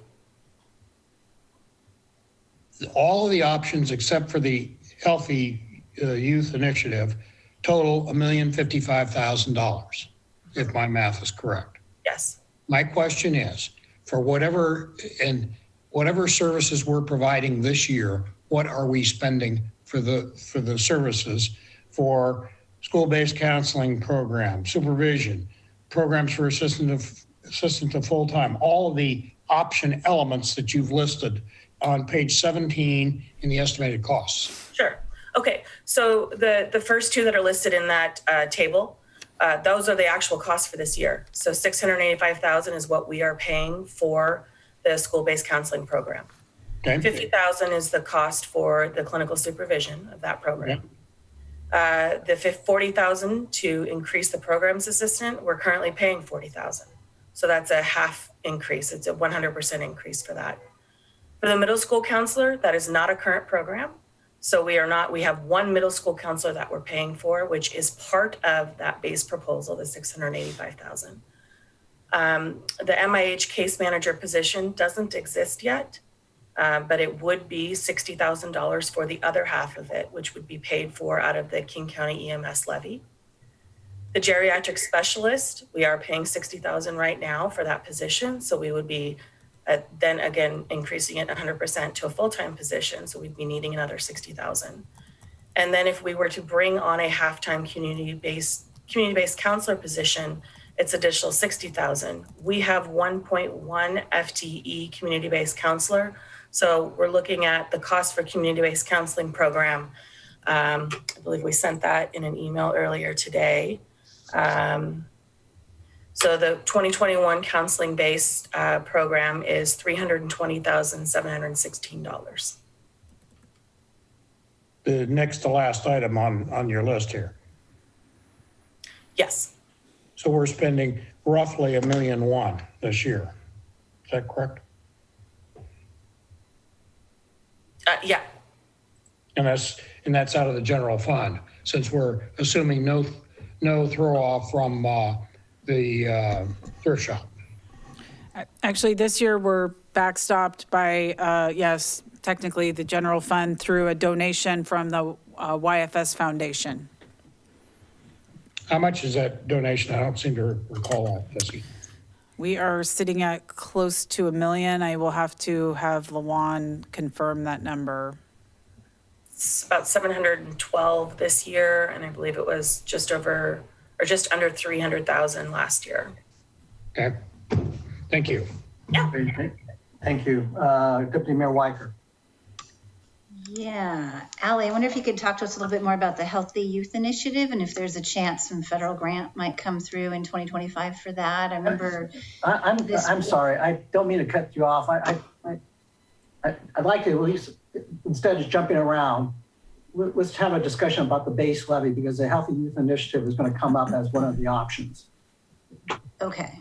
Okay, so do you have a question regarding the base levy itself, the proposal? Nope, it's pretty clear to me. Thanks. Okay, Councilmember Reynolds. I wanted to follow up on something Councilmember Jacobson was alluding to and make a request for, I don't expect this on the fly, but maybe for the next time we talk about this. Slide 30 in your presentation, if I have the numbers right, was very helpful as a recap of all the cost we were talking about. I think it'd be very helpful to have 3 columns of numbers on that table instead of one. One column would be current spend. One column is additional spend due to adding extra programs. And then a third column would be the total. And just kind of get a nice recap that way.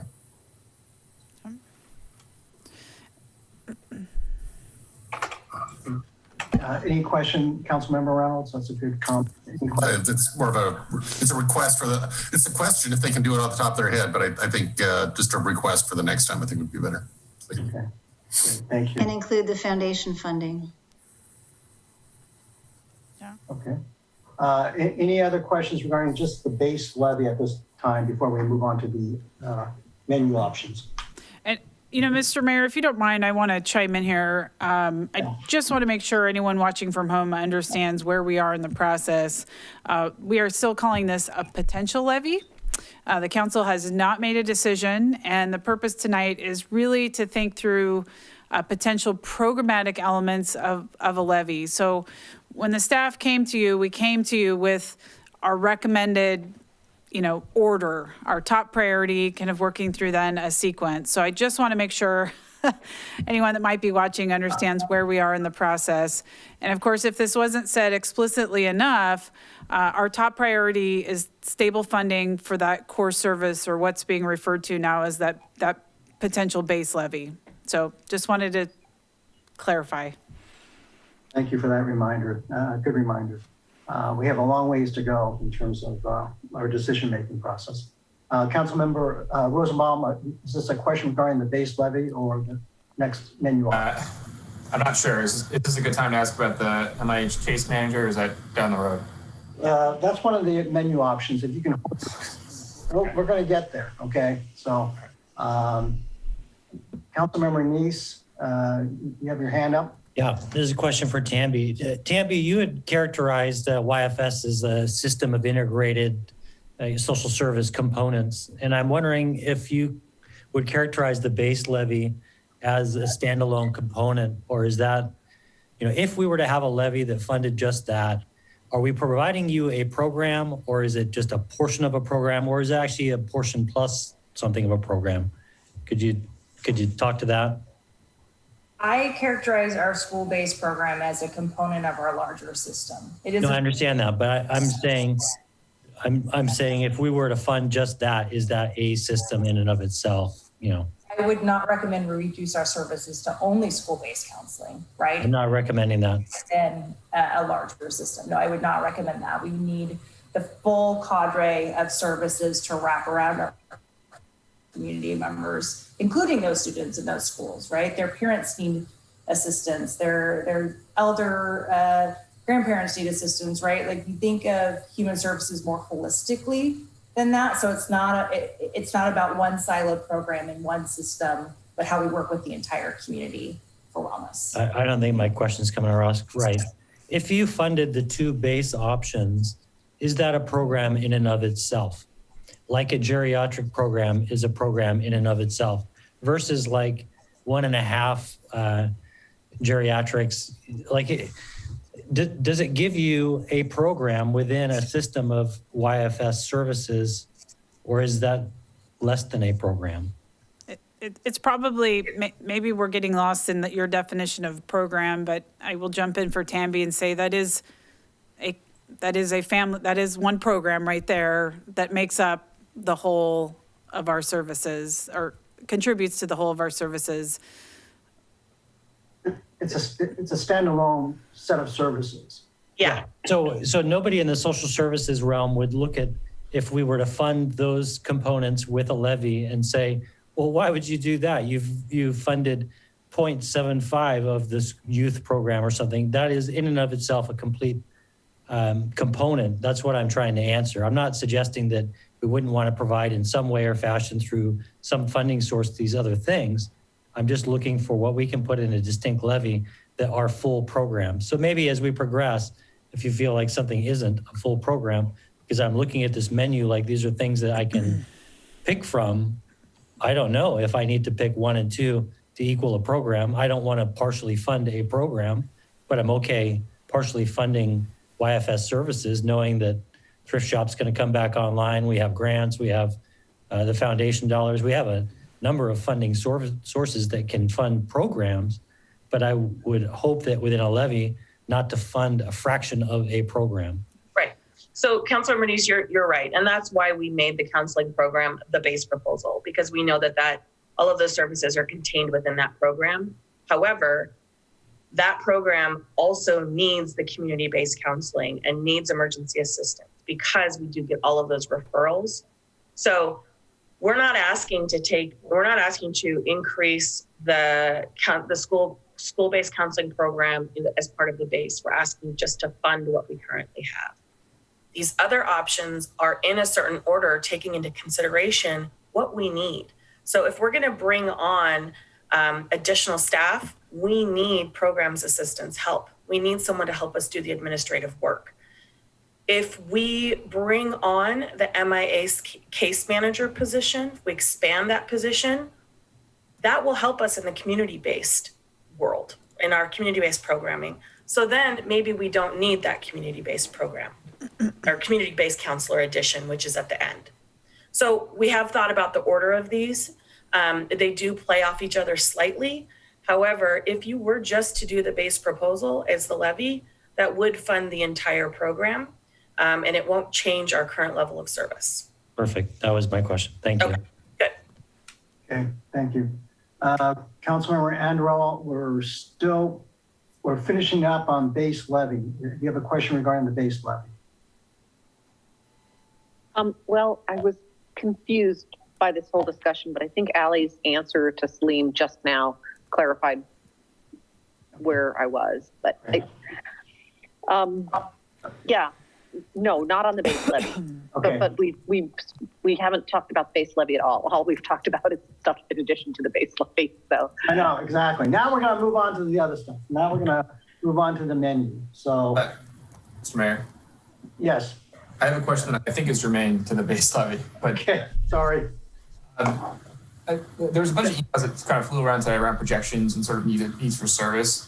The question I have, obviously, given this, sort of roller coaster chart that we have here, how are we sort of thinking about those projections? I know we sort of talked about a 7-year program. Mr. Mayor, if this is not the time for this question, let me know. Stop. But we've looked at a 7-year levy. How do we factor in what we think might be the changes in need? And frankly, from where I'm sitting, I think it's an increased demand for services or need for services, both in schools and also in the geriatric space.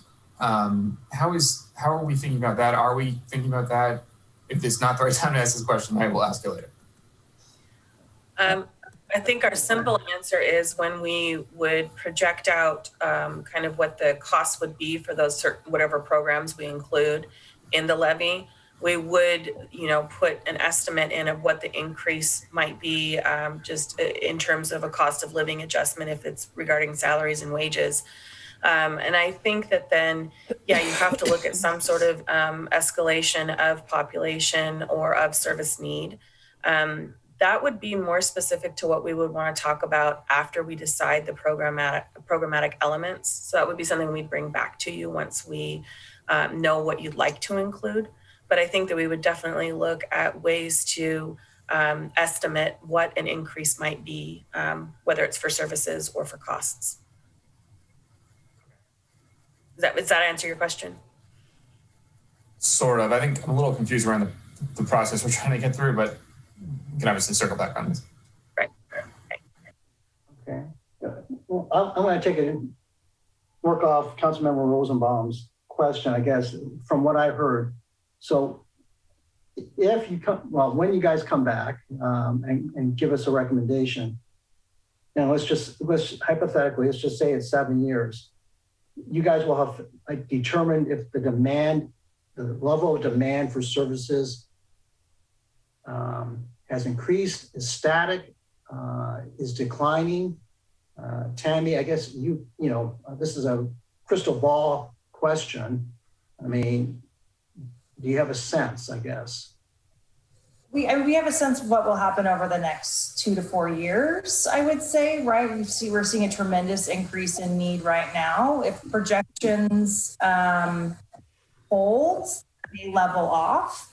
But in my 10 years in the department, other than with a small decrease in emergency assistance need in kind of 2015 to 2017, kind of coming towards the pandemic to current times, I haven't seen a decrease in need for mental health supports in our community, right? That we're doing great work to keep folks well, but a new generation of students come into the school every year that are in need of those same supports. And so our base level, we will continue to be nimble and assess what the needs are. But I anticipate that base level support of counselors in the school will be needed through the life of any levy that is determined to be appropriate. Great, thank you. I think it's an art, Mayor Wong, right? It's not a science. And I think that we would definitely take into consideration, growth, population growth. What does that mean for our services? Luckily, we have some people who know how to math, because I don't know how to math. So we'll have people help us with that. Okay, great. So I'd like to move on to the first menu option. Councilmember Neese, do you have a question regarding the first menu option, which is restore programs assistant, or do you have a? Well, I want to touch on what you mentioned, because in the presentation, there's a number of places where we talk about utilization as though that's a measure of YFS. And I'm certain that results-driven metrics would be more pertinent to effectiveness of YFS, things like suicide prevention stats or suicides or attempted suicides, or even the number of families that were assisted and how many households that touched, rather than food pantry visits, when we know that fundamentally we went from a pick up a can of food to pick up a gift card, and now we're measuring encounters instead of distinct families, things like that.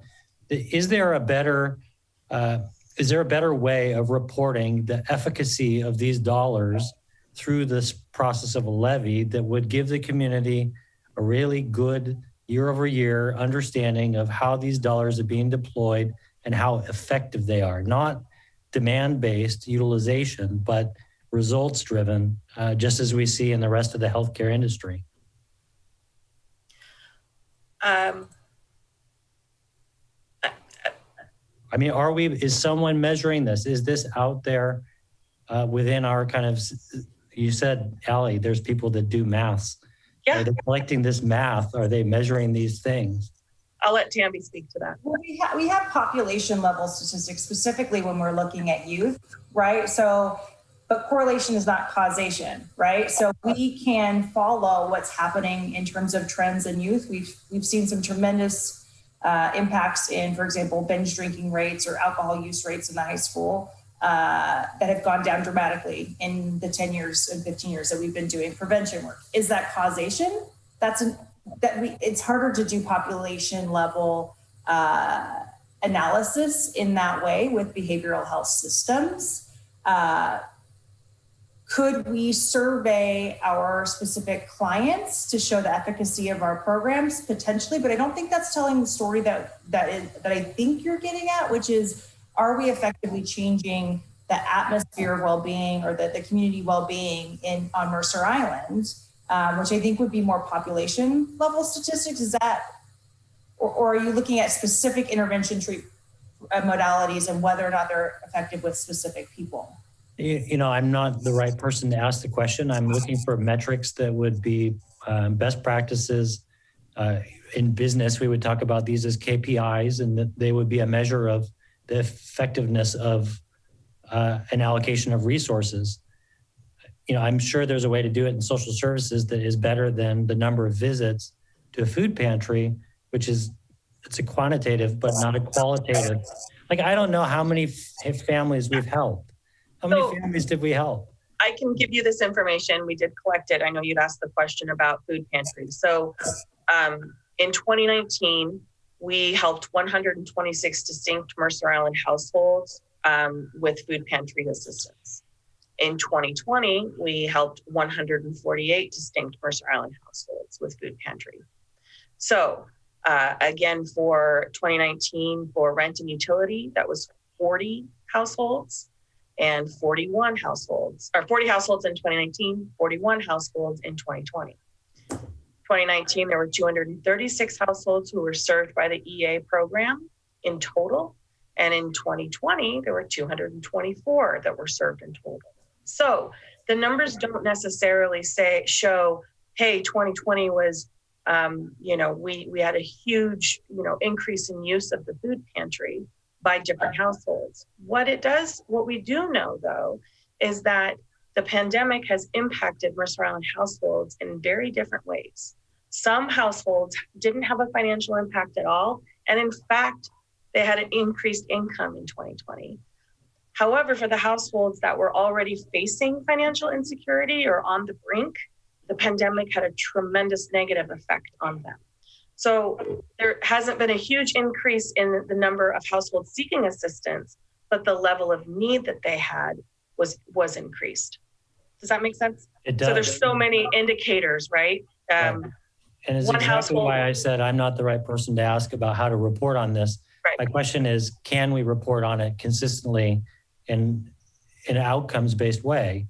And maybe the answer I got is maybe, I don't know. I think, so yes, I think that is possible.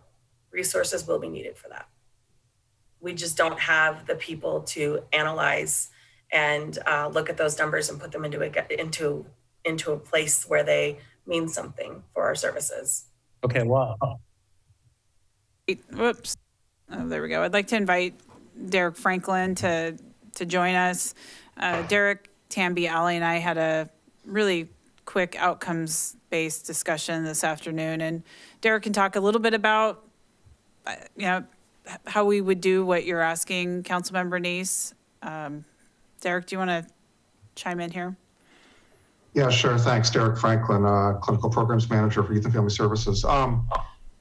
Historically, prior to COVID, we track output data from all of our direct service staff. So delivery of services, unduplicated people met, duplicated people met, certain hours in service delivery.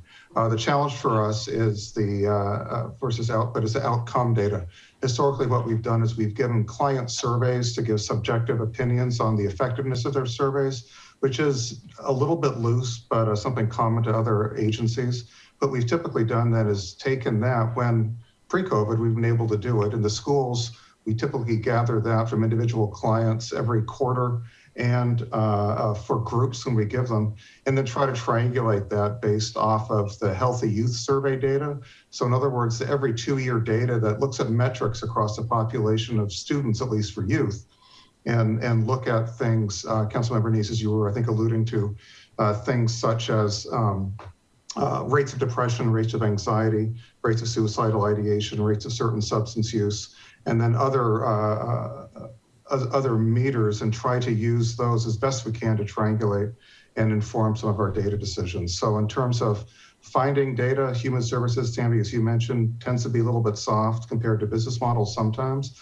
but I think we can put together something at the council's pleasure to come back if you're looking for options, if that makes more sense. Yeah, and that's perfect. So thank you, Derek, for answering that question. So clearly we have somebody that knows what we can collect and what we can report on. The next step for me would not be the reporting, but the cost of the reporting. What would it cost to report that consistently year over year if somebody could just develop that number? Because I need to know that number to make a decision about the levy. That's something that, Derek, is that something that you might be able to get back to the council member in a timely manner. And I'd ask Tammy to step in if need be, but I think we've got historical data that could put an overview of that together in a relatively timely manner. Okay. The past 2 years budget cuts have meant that some of our outcome, not output, but outcome data is soft, but we can do a snapshot of historical data along those lines. I'm not asking for the data. I'm asking for the cost that Yes. if you were to, going forward, report on that data. And we'll get together as staff. I heard what your request was, Councilmember Neese. We'll get back to you on what the management costs would be of regular reporting on outcomes based on what Derek just generally described. Okay, thank you. Great, thank you. All right, Deputy Mayor Weicker. So I think this is appropriate to our base discussion before we get into the list. Yes. Derek, could you speak a little bit to how mental health and behavioral health has been impacted by the pandemic? And from what I'm hearing and understanding, to get beyond the math, we have a tidal wave of mental health and distress and anxiety and depression and suicide rates and domestic violence. Like, my understanding is we have a mental health tsunami coming in this chart with the wave about responding to stress. Could you just speak a little bit to kind of what this pandemic means, not just for Mercer Island, but in general? And I think it'll tie back to why I think this levy is important. In addition to the data Salim is asking for, anecdotally, I can't think of a single person that hasn't had some kind of trauma and distress, regardless of income, regardless of visiting the food pantry, regardless of job or family status. Like, the needs for mental health services, I think, are astronomical and severely unmet. And if you just have any stories around that to remind us kind of the bigger picture of this, I would appreciate it. Oh, thanks for the question, Deputy Mayor. From the sound of the question, I think you've seen some of the data that I've seen too. The chart that Tammy put up and Ellie put up in the presentation speaks to disaster recovery models, and that's really done by the State Department of Health that does project, as Tammy said, about 12 to 18 months of intense need. And what that boils down to is, as you mentioned, Deputy Mayor, dramatic increases in depression, anxiety, relational problems, so between married couples and families with kids, suicide ideation and completed suicide. It's sort of not a surprise given the stressors of the pandemic. What can be surprising is the numbers on the population level. What they're predicting is that the majority of the population of the state will qualify for a mental health diagnosis either now or by the end of the pandemic. And the capacity of statewide and in our region to provide that service is fairly diminished. I think I was talking with our intake line just recently, and they took a call from somebody who said, well, YFS is actually receiving patients. That's unheard of. I've tried 15 other folks and I haven't been able to get any place. Now that's anecdotal for sure, but it speaks, I think, clearly to what we're seeing in terms of demand. And I think, being a youth and family services department, we specialize in work with children. Most of our staff do. Kids in particular are vulnerable to this, and something we don't know, I think, Deputy Mayor, is the clinical outcome for kids. And what we'll see after this unprecedented year and a half is what that means in terms of demand moving forward. Is that just a straight treatment for depression and anxiety? I don't mean to make that sound simple, but that's one thing that can last 12 to 18 months. But we're trying to anticipate, and I don't think folks fully know yet, is what the impact will be, and demands will be school-based and outpatient, especially for kids as developmental milestones and other things sort of get put on hold and have to get rebooted in certain ways. So I could talk more, but just to say that your assessment of need is, I think, is accurate, and we're seeing it here as well. Thank you, Derek. And with that comment, I'm going to try to move the discussion on to the various options that we have. And the first one that we have is the Restore Programs Assistant.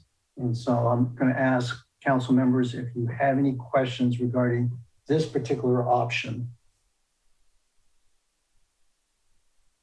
And I'm going to take the opportunity to ask my question first, and that is, Tammy, I guess you've identified this as your first preference. I'm just curious about why can't the current staffing level handle it right now? It is apparently you have a part-time. So if we're looking at it, I'm just curious, why can't that continue? Sure. So our part-time staff member, given the increased need in EA, is primarily supporting our emergency assistance program and food pantry programs with things like POs and paying bills and kind of distributing funds to families who have qualified and have qualified needs. Or assisting them with locating services. That's taking up a large majority of that staff member's time. What's being missed and what was absorbed when we eliminated this position is I now have clinicians doing things like problem solving, a simple practice, which is our platform. They're doing administrative tasks, and I want them to be spending their time using their clinical expertise to help people. Right? So if I can pull those administrative tasks back off their table, off their plate, and give them to someone who has those appropriate skills to spread across the entire department, then they can spend more of their time doing therapy, which my programs assistant can't do, right? I want them to spend as much of their time using their expertise as well as they can to help as many people as possible. And that's best able to happen when I have the administrative support to do those tasks for them.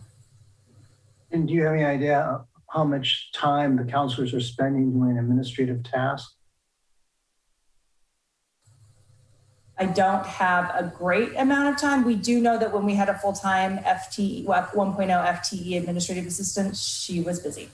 She was always busy, right? And so we've absorbed a lot of that. Yeah, and in addition, it's effective. Right? In addition to the admin assistant, we had an admin coordinator. So we actually had 2 people doing administrative work for the department. The admin coordinator was cut in 2019, and it was a big hit for the department. A lot of employees had to take on their own administrative work. So we're trying to get back to a place where those that have the certifications to do the direct work can get back to doing that. Councilmember Anarog, I saw your hand up. You're okay? Okay, great. Thank you. All right, any other questions regarding the restoration of the program's assistant? Councilmember Jacobson. Is there any way that we can be smarter in terms of use of IT resources to in this administrative area that you're aware of? We are always looking for efficiencies, right? If we can do something smarter, faster, better, cheaper, that is on my to-do list. And we will continue searching for those. I can't identify anything off the top of my head, but when that's kind of a staff mantra, is how can we do this better? And so we're always looking for those options. Well, I appreciate that. The question goes probably a little bit further than that, and that is, are there best practices? What do other places do? And my observation is, which may or may not be applicable to our thing, but as we grow programs, sometimes we're the victims of our own backgrounds instead of saying, hey, there's something over here that we can do that will enable us to better deliver our services or to take care of the overhead things that an administrative assistant does. So that's my question. I have 2 mics I have to turn on. I always forget. Councilmember Jacobson, I appreciate you raising that. Tambi, I think it would be worth it to mention maybe just a handful of the things that the YFS did this last year. I want the council to know that Youth and Family Services actually led the charge and was out in front of moving everything virtual and online. Literally within the first few weeks of the pandemic, they were making transitions. Can you share just quickly a couple of highlights, either Tambi or Derek, I suppose? Sure, absolutely. So when the pandemic began and we shut down our building, we had to transition all of our paper and pencil records and our face-to-face interactions to be both clinically appropriate and HIPAA compliant and within best practices for our therapeutic practice in a virtual world. We upgraded and became much more efficient in terms of our record keeping by implementing a platform called Simple Practice for all of our clinicians. So all of our medical records and client interactions at this time take place on that platform, which was an efficiency in terms of records management for sure. And Derek, do you have any other, that's my top of mind best example of our transition in the past year, but I'm sure there are others I'm missing. Oh, it's great. Just woven in there is, we made a full transition to electronic medical records on top of moving to a virtual platform. So that did serve us in terms of efficiencies, as you said, Tambi. It's created a couple challenges in terms of kind of managing old paper files. But it's clear that with telehealth, like with other, we're seeing around the country that telemental health is probably going to be here to stay in one form or another. And we feel pretty solid about our cloud-based HIPAA-compliant service we're using now. It's called Simple Practice.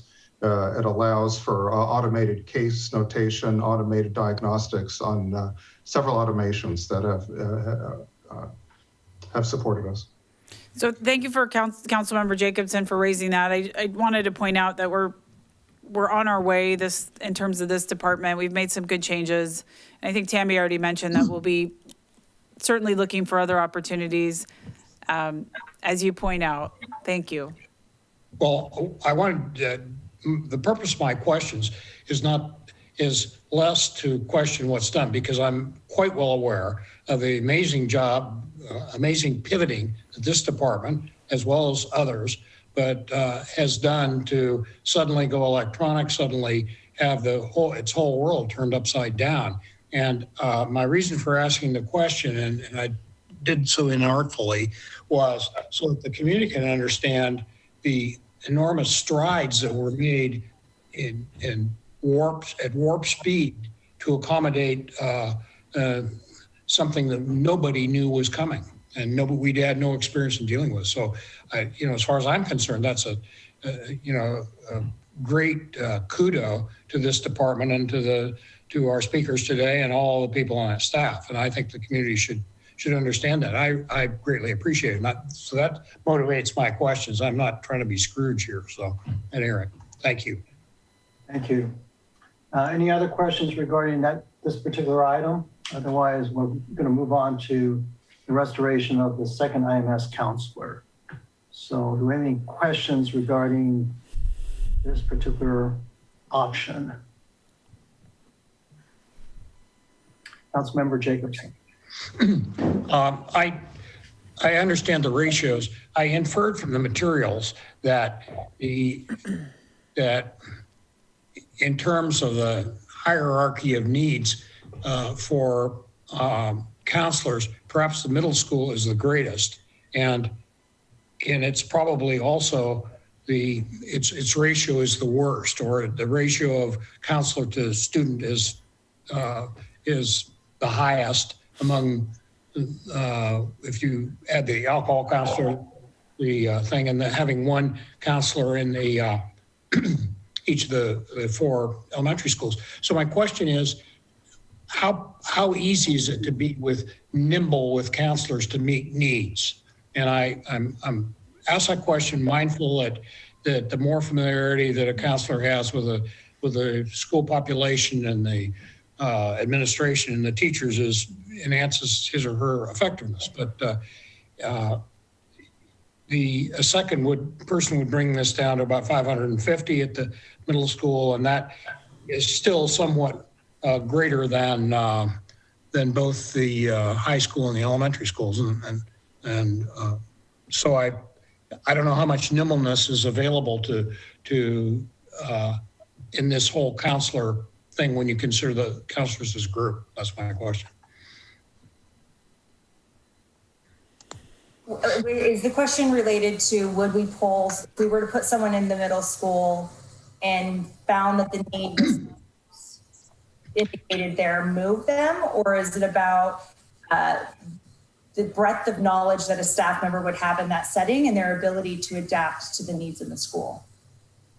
Well, if you have a pool of, by my math, 2 IMS counselors, 4 elementary schools, and 1 high school, and leaving the alcohol counselor and substance abuse counselor out of it for a minute, that's 7 counselors to deal with a population of, what, about 4,600 students, something, plus minus.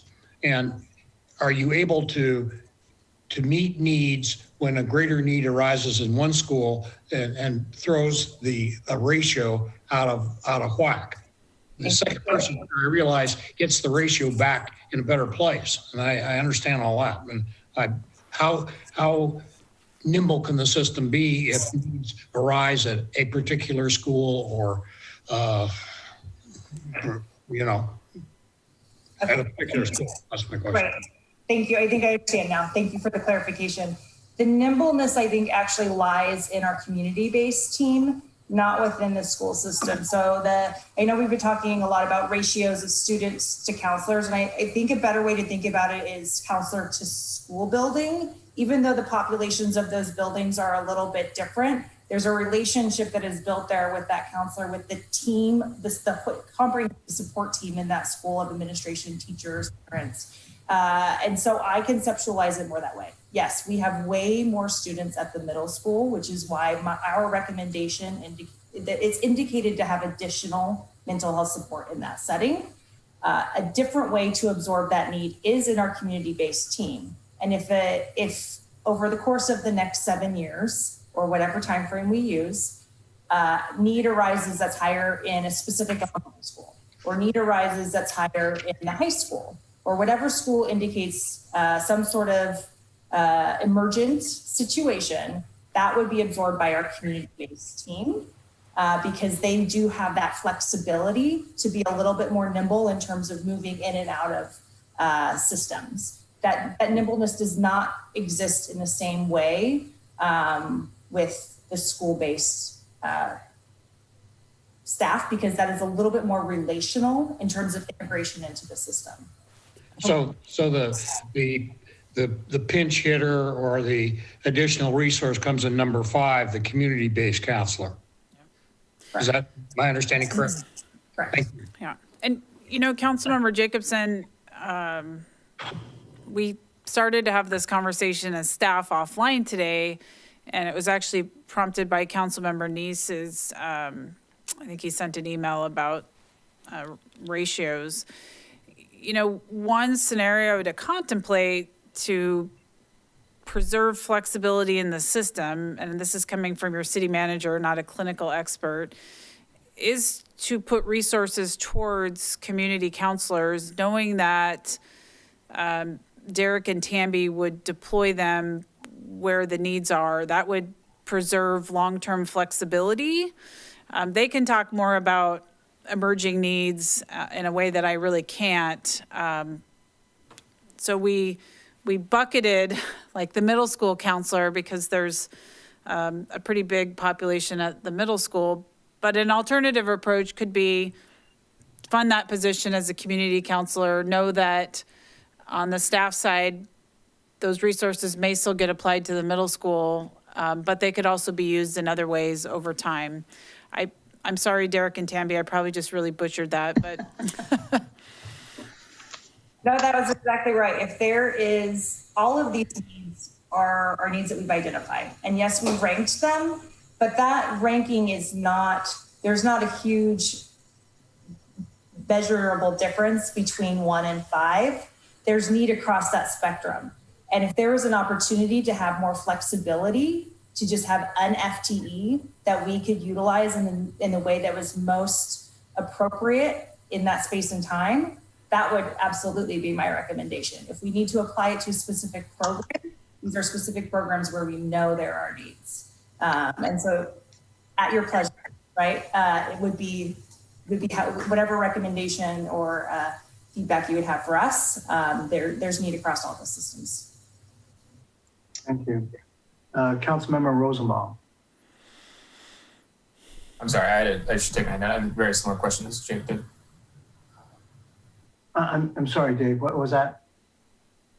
I had a very similar question that Jake did. So Oh, I'm sorry, okay, thank you. Deputy Mayor Weicker. So I'm going to go back to the middle school model and remind us all that there are 1,030 students at the middle school. That's 6th, 7th, and 8th grade. That's where 4 schools are feeding into 1 school at a time when those kids in that age group are dealing with all manner of issues with their parents, issues with each other, issues with trying for sports teams they don't make, issues with dealing with friends, getting into different activities they may or may not be wanting to join. Having had kids there that struggled, I would highly advocate for thinking about reinstating that position given the number of kids there and the number of issues.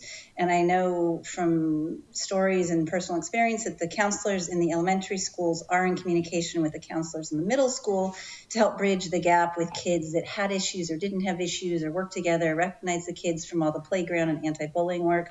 I think having dedicated resources for dedicated populations is a good model. I think that was where we started here. So if we want to talk about additional community counselors for families or pinch hitting when we have issues, I think that should be additional. But I'm personally in favor of adding the second IMS counselor to that specific group and that specific program and that specific work, especially coming out of the pandemic and knowing that all of those kids have had a really traumatic year and a half and are going to be grappling with that for years to come as they enter high school and beyond. Okay, Councilmember Anderl. Yeah, thanks. I guess my question is kind of along the same lines of what we've been talking about. And it just seems that the number of counselors per student in the elementary school, which is a place where I would expect the need would be the lowest, the ratio is the highest of counselors to students. And so I'm just wondering if there's any opportunity or what the thoughts are about kind of cross-pollinating, where maybe a counselor is 6 hours in the elementary school, but 2 hours at the middle school. And, you know, in my mind, the beauty of that is that each of those elementary school counselors has a relationship with 25% of the kids who are in the middle school because they just left 5th grade and now they're in 6th or 7th.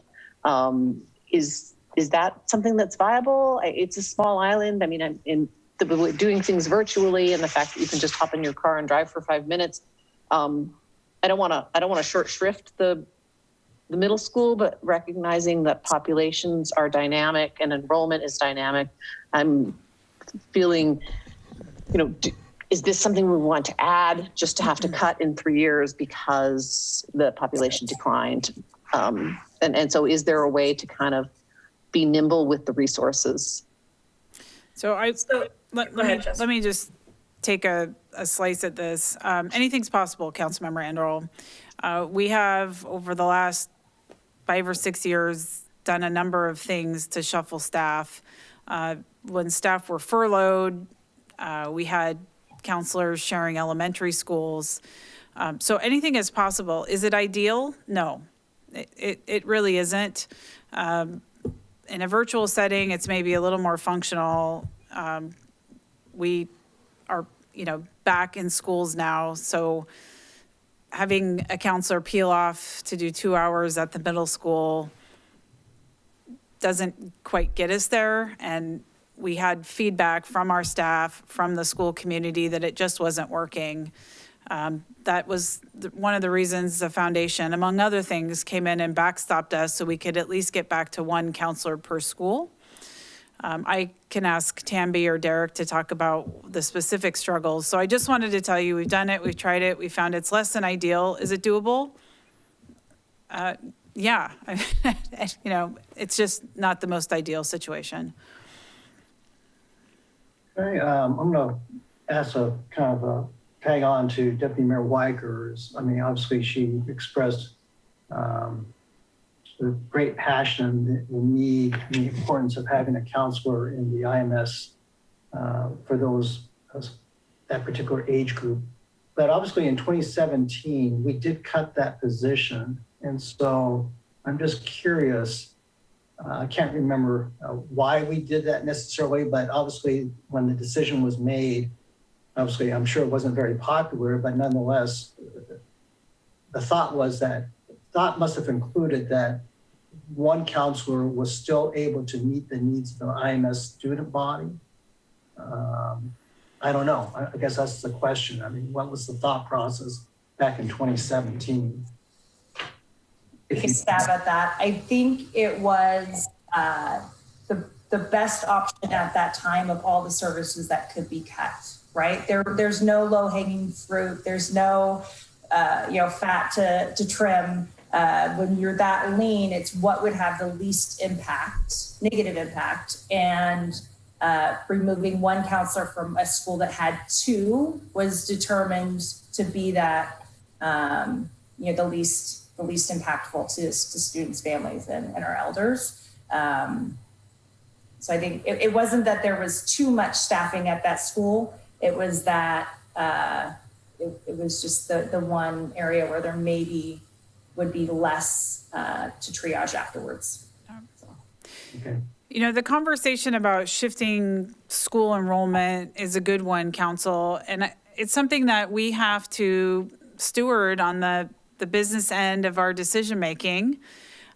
So I'm hearing you in terms of what do we do if enrollment greatly declines? Well, we make good business decisions should that happen. It's interesting right now because the school district enrollment did decline during the pandemic. Actually, personally, my family contributed to that. My twins are in kindergarten and we moved them to the MI online program for the year. My family, like many others, and the impact, by the way, was in that kindergarten and first grade population primarily, because our kids we had different needs. So my family, like many others, are planning to put the kids back in first grade in the fall. So I think it's too soon for us to assume that the enrollment's going to drop. And of course, I speak only from, kind of anecdotal conversations I had with the superintendent about 4 weeks ago. But there was a population shift. I think it's absolutely important to acknowledge it and to see what's going to happen this fall. If the school population is declining, if families that moved into private schools or into other programs are planning to stay there, we may need to reevaluate. Is the shift enough to change our staffing levels? I'm not sure yet. I think it's a good conversation. And I hear Councilmember Neese, he was trying to get me to think today about what the ratio is. And we did talk about it this afternoon as staff. We're struggling a little bit with that, but I hear what you're saying and we're trying to come up with a way to frame it. What we did conclude is the best practice in terms of ideal services, and I acknowledge Councilmember Andrew, that's not always what we can get to your point, is 1 counselor per school. A minimum of 1 counselor per school is our ideal standard. You're talking about elementary schools? Actually, across the spectrum, Okay. at least have 1 there. And when we start sharing counselors with our current population across schools, it gets real tricky. Obviously, the high school has 2. Okay. Councilmember Rosenbaum. Thanks. I was actually going to say something similar to what Jesse said. I'm the council's representative on the Superintendent's Advisory Board as well as the PTSA Legislative Council. I think this year is a really tough year for population in terms of the school. We've had a lot of conversations around this. I'm trying to find this in my email, and if I can find it, I'll send it out. But they have done some work around trying to understand what the shifting population looks like. And especially increases at the middle school level have been, I think, historically consistent. I think Jesse's family is a good example. And there's questions are those kids coming back in kindergarten, they're coming back in first grade. So maybe we can reach out and get some more information in terms of what the school's current thinking is. What is the enrollment looking like for next year? But obviously, we're talking about more of a long-term question here. So I just encourage everyone to not get too hung up in some of the noise that's around the numbers for this year and potentially next as well. Okay, thank you. Any other questions regarding the IMS second counselor?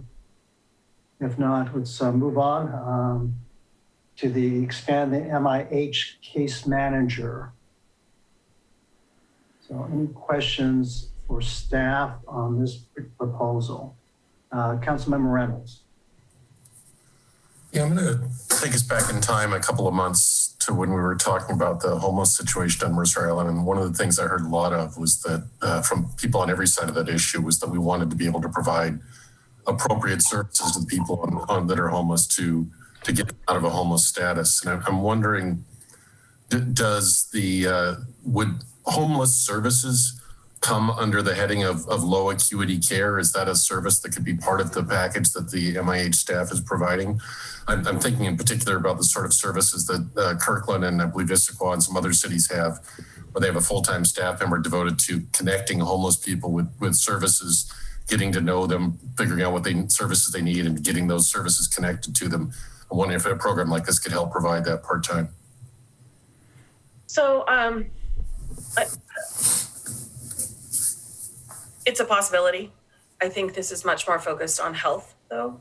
This is really going to be where a good example is somebody is a regular caller of 911 because they have fallen. And so our firefighters go out and they respond to that call.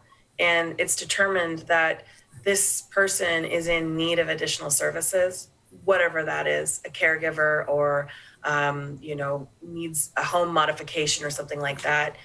Right now, that doesn't go anywhere. There's nobody to help with that. So this mobile integrated health, that's what the purpose of this program is to really kind of help those that are, for lack of a better term, frequent flyers or very vulnerable community members that don't have access to the services that they need.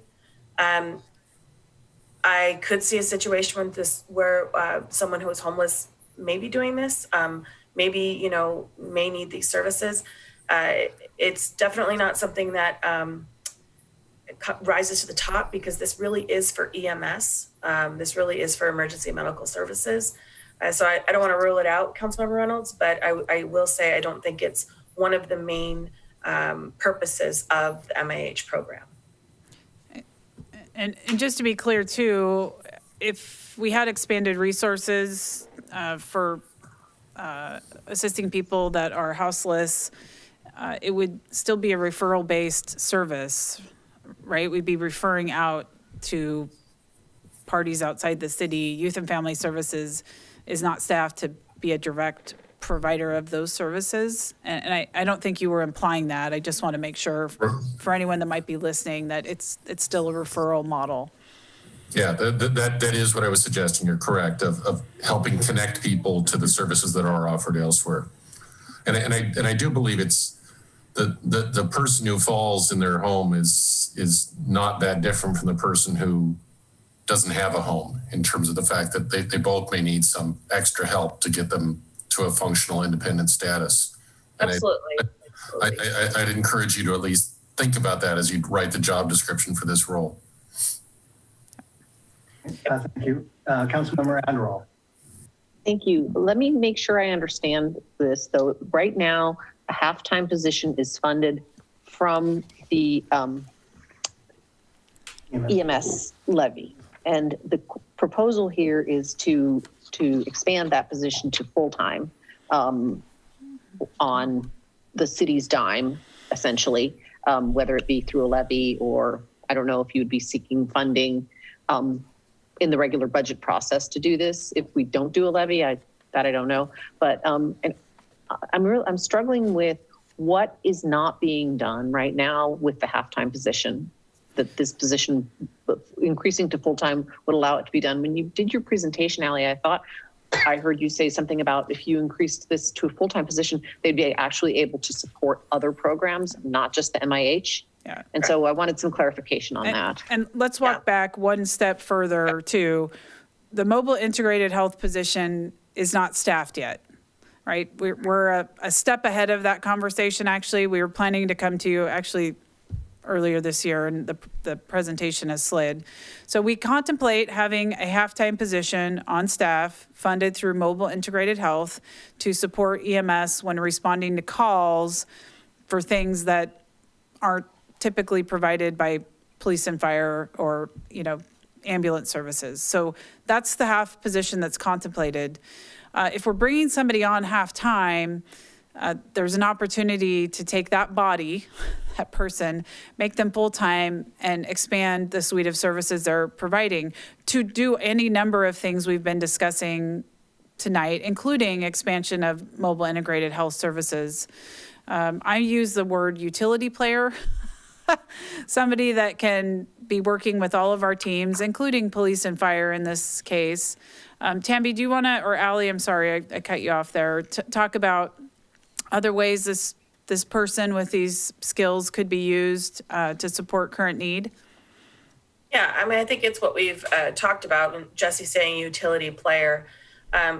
We have identified that the MIH services that would be needed on Mercer Island is about for a half-time employee. And so it's a little bit easier to hire for full-time sometimes. And so our thought process with that is if we could get someone in working full-time, they do the MIH work part of the time. The other half of the time, they are assisting with community-based needs. So whether it's part of employee assist or emergency assistance or our community-based counseling program or geriatric services, the person that we are hiring will have the expertise to kind of be that utility player.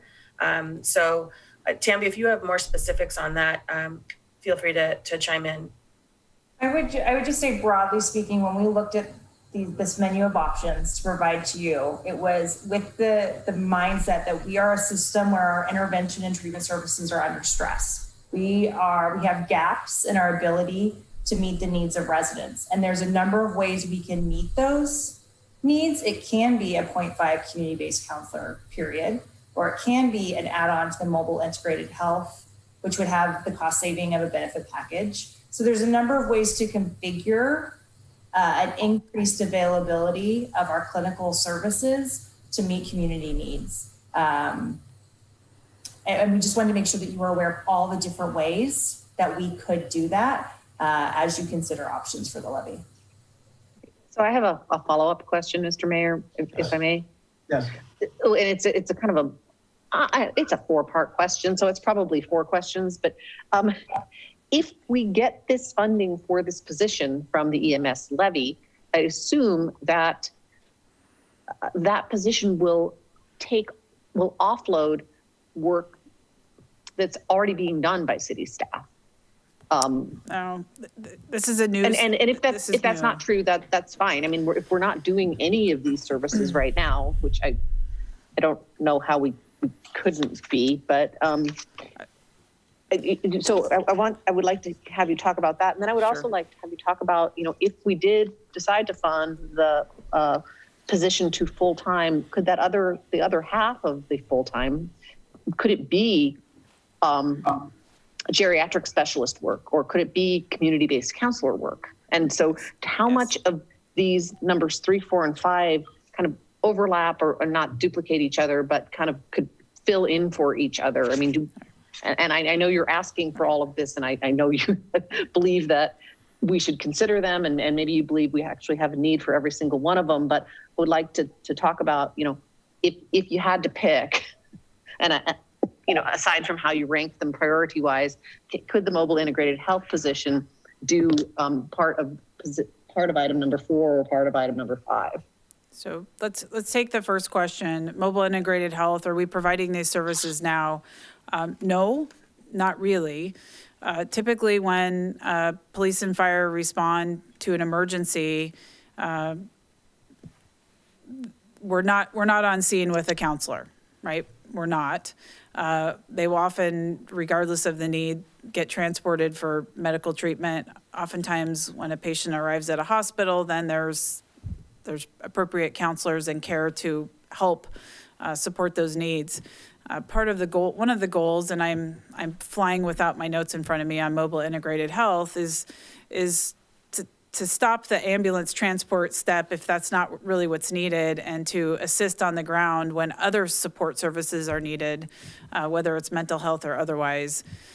So occasionally we will catch something because they've been referred through another avenue, but we do not have a counselor or YFS team member currently working regularly in tandem with police and fire. So this is a new service, and we do have the funding for this.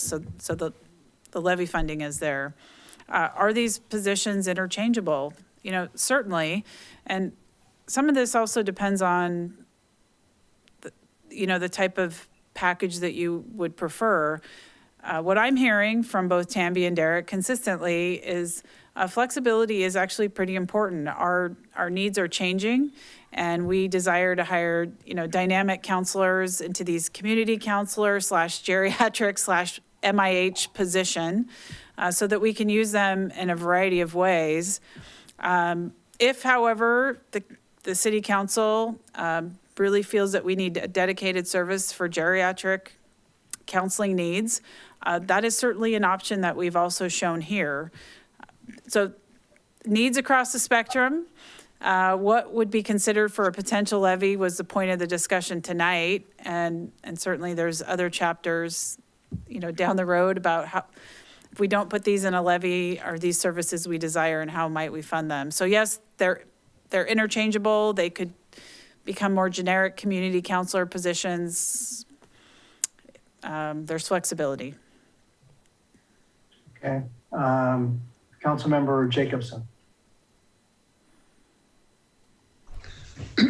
I'd like to speak to this item generally, but to all the items in here. And I know a lot of questions would lead people to believe, we don't want to provide or some people don't want to provide these services. I strongly believe that we should be providing these services. The question is going to be, to what extent do we provide them and how do we pay for them, whether it's a levy or some other kind of thing. I would point out that I've long felt that this thing has been political football, and it's a school district's responsibility for the thing and for the counselors there, and it's the city's responsibility for other things. Well, I'd point out we're all robbing the same train. So who pays for it is much less important in my mind. I would also say, and I'd like to give you some anecdotal feeling about number 3. I live on a block where there are 5 homes. 3 are occupied by people over 70, and one of those 3 is occupied by 2 people over 80. And there's one of the 5 is for sale for $3.5 million. So if any of you are interested, I can give you the address. And in our neighborhood, and in my prior neighborhood, and I've experienced in my church, a number of the significant number of senior citizens that we have on this island they're not getting any younger, they're not getting any more robust, and the falls and the emergencies that come up are something that is a serious concern for them and their families. And to some degree, these people are kind of trapped in these houses because their net worth is there, but they can't figure out whether the net worth is sufficient to sustain them going to assisted living or not. And so I think this is an area that, in addition to all of the others, but this one, in my mind, has particular merit because there's a population that increasingly needs help that isn't necessarily readily available. So I'm in favor of providing all these services to some degree, but this one's important. I wanted to add that anecdotal note so some people, since I'm the oldest one in this, every week we do this. So at any rate. Councilmember Jacobson, I do not have the data to back this statement up. I will say we've talked as staff that the mobile integrated health work will likely significantly overlap with the work of our geriatric counselors. There's, you're right, you're spot on. There's a nexus there, a natural nexus. Councilmember Reynolds, you have your hand up. Is that an old hand? So I'm going to break my own rule. I mean, I was trying to do one option or one menu option at a time, but I'm going to go back to what Councilmember Anderell was saying or asking about. And maybe the positions 3, 4, and 5, and then city manager just also underscoring the overlap or at least common services between the MIH case manager and the geriatrics counselor. If you're looking for a utility player, I guess I'm talking Tammy. Maybe what you got to do is come back and talk to us about a position that sort of handles all 3. So instead of does the services of the 3 positions that you've identified, that makes more sense to me than breaking it up like this, because it looks like, we're just adding more FTEs. And it sounds like maybe one FTE could do 3, 4, and 5, those positions. I could be wrong. I mean, that's going to take a very talented, skilled person, but that's the impression that you guys are giving me as far as seeking some sort of utility player. So We would be happy to take a look at how they might be combined. I just want to point out that we already have a 0.5 geriatric specialist, a 0.5 community counselor, and we anticipate funding a 0.5 MIH case counselor. So these were proposed kind of in order of plus 1.5, plus 1 point. Wow, I just butchered that. Plus 1.5. Let us come back and repackage these. It may not be just one FTE, Mayor Wong. I want to mention there's probably at least 2 FTEs work there when you combine existing staffing plus what's on this paper. So there is a possibility of combining some of the existing part-time positions, adding on, finding some of their skills, and so that maybe there's a net. I mean, maybe it's just not as many as it looks like on the agenda bill. Yeah, and I guess what I heard you say was maybe just one person could do all of this, and I wanted to clarify that no, one person can't do all this, but let us, I think I understand what you're saying. It's probably getting late and we're getting tired. So let us take a look at that. We'll come back to you with a recommendation for our next discussion. Councilmember Andro. Yeah, sorry, I realize this is a question about option number 5, but when we get there, maybe not right now, but I'm just curious about what a 1.1 FTE looks like. If that's, we are there now, so you can go ahead. Oh, okay, yeah. I mean, what is 1/10 of a position? Is that shared with another position? It can't possibly be a person who just works 4 hours a week, but maybe. No. Tammy? It's a 0.5 and a 0.6. So a 0.5 position and a 0.6 position. Okay. Any other questions? It is running late a little bit. We have 2 more agenda items to talk about. I know, Deputy Mayor, you did raise your hand earlier regarding the Healthy Youth Initiative. So, Councilmember Rollins, your hand is up. I didn't mean to. Yes, this time it's legitimate and inspired partly by Councilmember Andro's question. The various 0.5 positions make me realize I could use a reminder. At what level does an employee become eligible for full benefits? 20 hours or more per week. So there is it's notably more expensive to have 2.5 people than one full-time person, correct? Yes. Okay, so that'll be something appropriate to consider as we work through this then. Which I think is why we're recommending, increasing these 0.5 positions to full-time versus bringing on additional part-time help. Yes, thank you. Thank you. Deputy Mayor Weicker. Okay, so not to belabor this, but the Healthy Youth Initiative, if I recall, came after another federal grants. We've had several federal grants over the years. If this isn't included in a levy and we don't know what future federal grant programs might be available, what happens if this just sunsets? As maybe was included in an email or possibly covered in our presentation earlier today, we've had ebbs and flows of the Healthy Youth Initiative work over a long period of time. It has always tied back to grant funding. So the years when we haven't had grant funding available, we didn't completely sunset it. We cobbled together some resources to keep some level of prevention work going. Obviously, that's less than the very robust work we're doing under the grant. So we will figure it out. Yeah, in this one, it depends. Yeah, and again, I'm cutting in front of Tambi in line here. We're raising it because you have a really robust couple federal grants driving incredible prevention work right now that we also flipped to a virtual environment rather quickly. And we just wanted to make sure that is front and center and we're talking about it and there's awareness, certainly, we will be looking for other federal funding or state funding or other resources to continue that work. Just putting it here for awareness. And to follow up, I recall we had a presentation a couple of years ago on the previous grant that led to this one, that this population, this demographic has unique challenges that this work absolutely justifies and supports. Mm-hmm.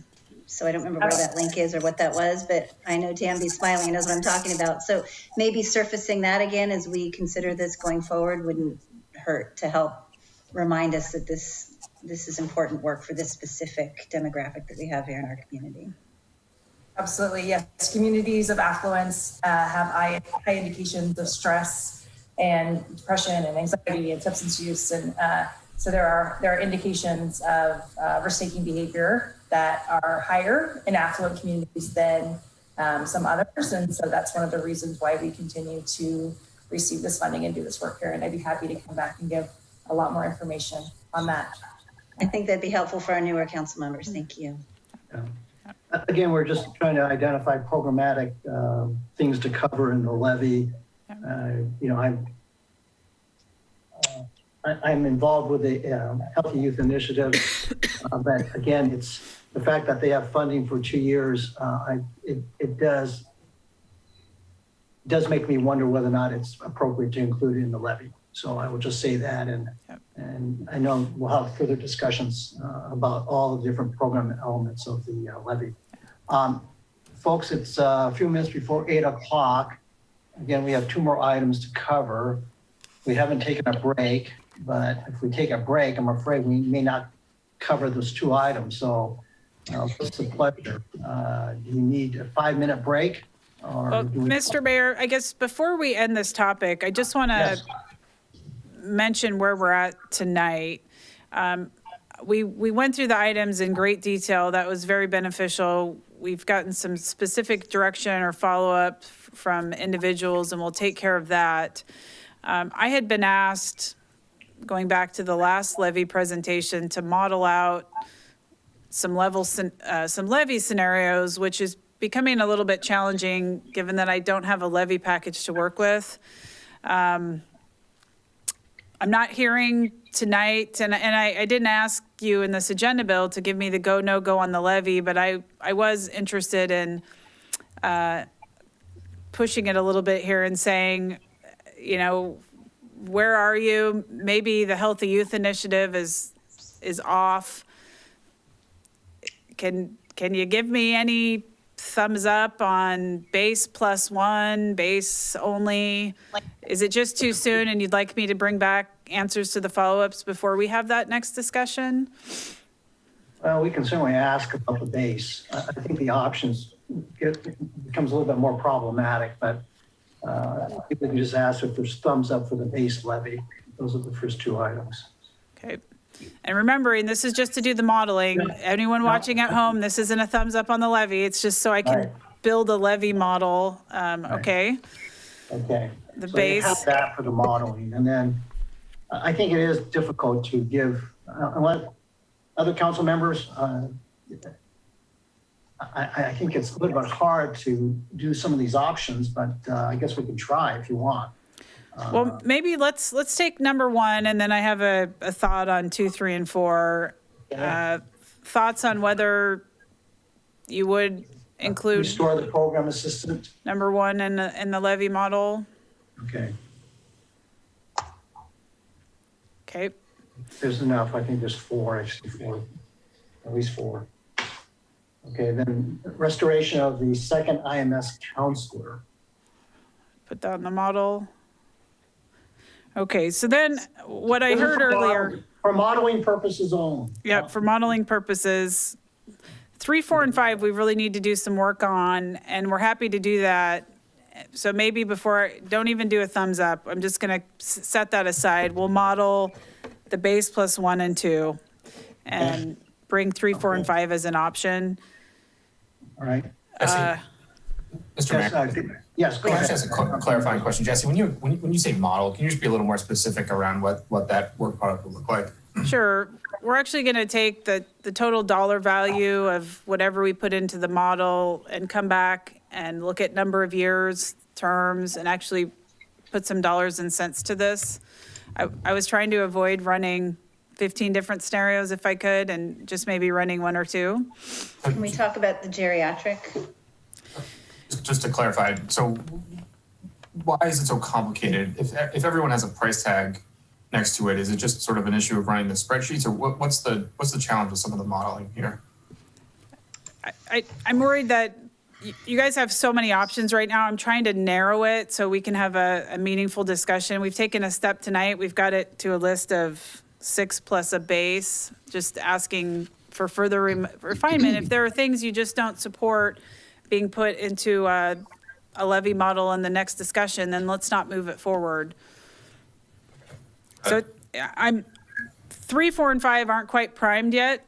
We need to go back and take a look at it based on the conversation. But I am curious, the Healthy Youth Initiative, if you want that included in the model, or just set that aside. The mayor indicated, yeah, maybe not, since we have a few more years of grant funding there.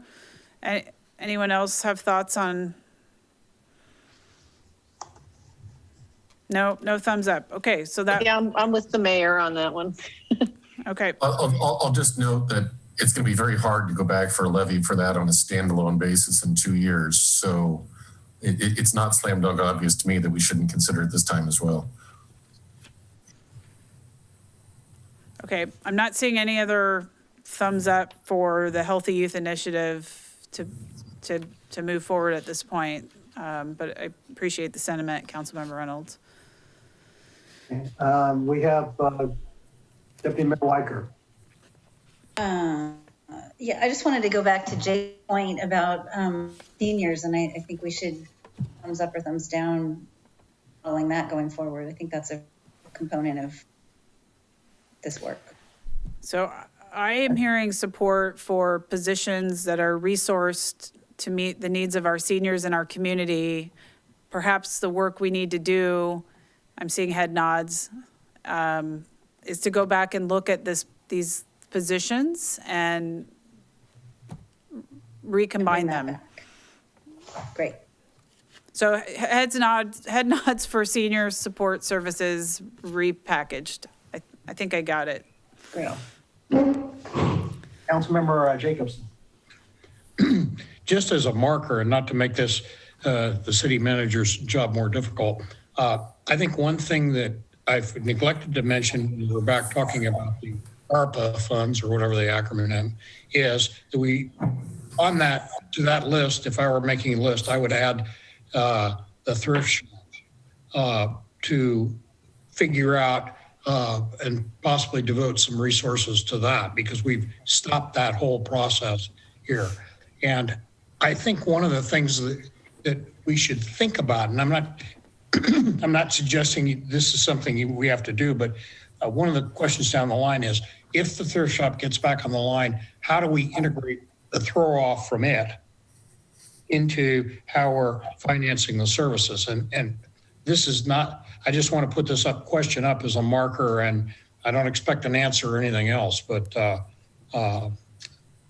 that's something we should think about, because the community is going to ask that question, I think. If we go forward with a levy, hey, what's going to happen? Is this thing going to go back online? Are you going to give up and et cetera, et cetera? So, that's a great point. That's my story, and I'm sticking to it. Well, actually, Councilmember Rosenbaum asked a question, and you just triggered something for me, Councilmember Jacobson. As we start to build the model, it's how many years under each scenario we would want to consider, but it's also, do you build in a lever as thrift shop revenue recovers, the levy declines, mechanically? We had talked about that option previously. So the more I can narrow the potential levy package, the better I can do in getting the modeling done for you. So thank you for that reminder. I needed it. That was helpful. Councilmember Neese.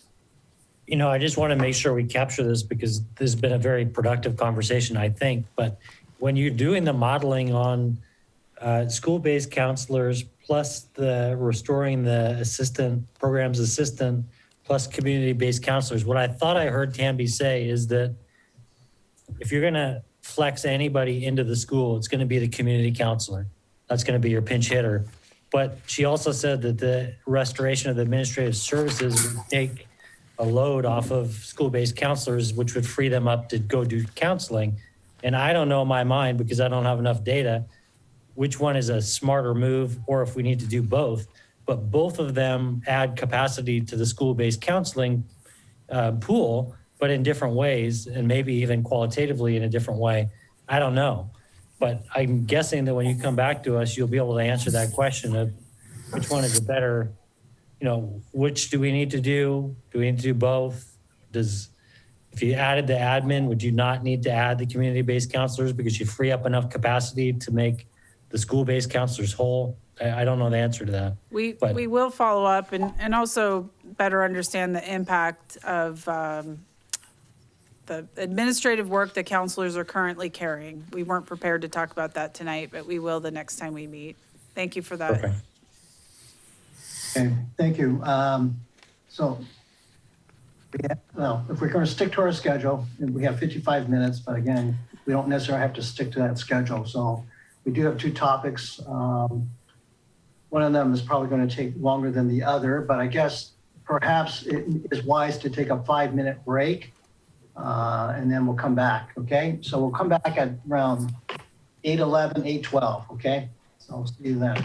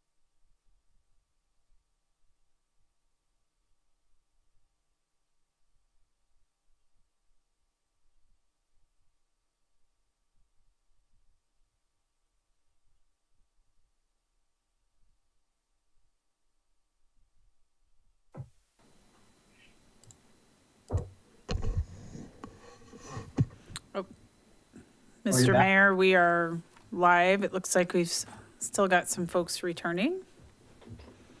Okay. Well, why don't we go ahead and start up, frankly. So now we're going to move on to item 4, the planning session, which is Agenda Bill 5858, Work Plan Tool.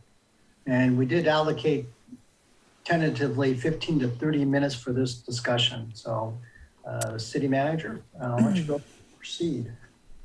Well, in the interest of time, I will just disclose I did not prepare a PowerPoint for this part of the meeting. This is really intended just to be a quick update. One of the questions I fielded is, well, you didn't have a January planning session, so what is your work plan? And we made an important change during the budget process this last year. We embedded our detailed work plan in the budget document. Now, we recognize that's not the most user-friendly tool for people that want to get a snapshot of the work plan. So Amanda Cavercamp, my assistant, pulled everything out of there and provided you as part of your packet. We'll make sure it gets onto the website as well. Just the work plan and Microsoft Word document taken out of the budget. So that's point 1 I wanted to share with you. We also redesigned our tool to report the status of our major work items to you. For those of you that have been on council for a while, you know this document's been reinvented probably 3 times now. So we took the major work items out. I wanted a mechanism to report to you periodically over the biennium, the status of the major work plan items. And that really was all I had to share with you tonight, except that we are tracking it. And I'll be working with the leadership team to think about meaningful times to check in with you on work plan progress, which may in fact coincide with our quarterly financial reports. So at this time, Mr. Mayor, I'm happy to answer any questions you have about our work plan or specific work items. And if there are none, we can move right along to the next item. Councilmember Reynolds. Yeah, thanks to the city manager for putting this together. It's a pretty concise summary of everything going on. But the one thing that I note that's missing that I sometimes see from comparable summaries in commercial enterprise is color coding indication of status. And if I were to think about how I'd see it in business, I'd see green for things that are on schedule, red for things that are seriously off schedule, and yellow for somewhere in between. If you were to do that, just high level, is there anything that's in the red or yellow category right now that we should be aware of? Sure. Or like you're on track to accomplish all of these work plan items by the end of the 3-year period? Well, at this point, I'll say we might be behind on a few things, and I want to respect everyone's time and not kind of manually scan through this. Some things are off to maybe a little bit of a slower start. I mentioned, for example, I mentioned during the last council meeting that we've had a hard time filling our capital project manager positions.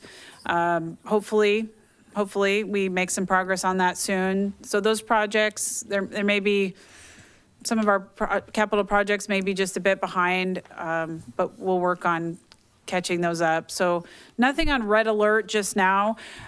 I will say this, the pandemic is still having an impact on your organization in so many ways. When we moved to phase 3, and by the way, we didn't have any notice that was coming, kind of put the heat on to get everything back. The thrift shop, we started moving quickly. You appropriated funds, go.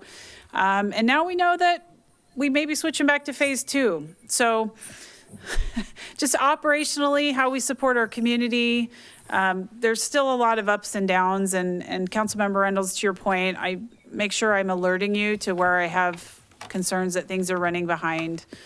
So nothing that I want to call out specifically tonight, but I'm happy to report back on that. Is this how complicated is it to put this report together? Is it something we could get, once a quarter or something like that? Oh, yeah. The tool has been the challenge, finding something that we all loved and wasn't overly cumbersome. So we have a good tool now. There's lots of fancy formulas in here that make it real easy. So I think a quarterly report sounds about right. And I think I would time that around perhaps the finance report. Okay, I personally would love to see that. I won't speak for everybody else, but. Yep. And again, I use other vehicles like my, peppering you with emails. I'm sure you enjoy that, to give you red alerts when I need to share something, and continue to put information in the city manager's report as well to keep you informed of status.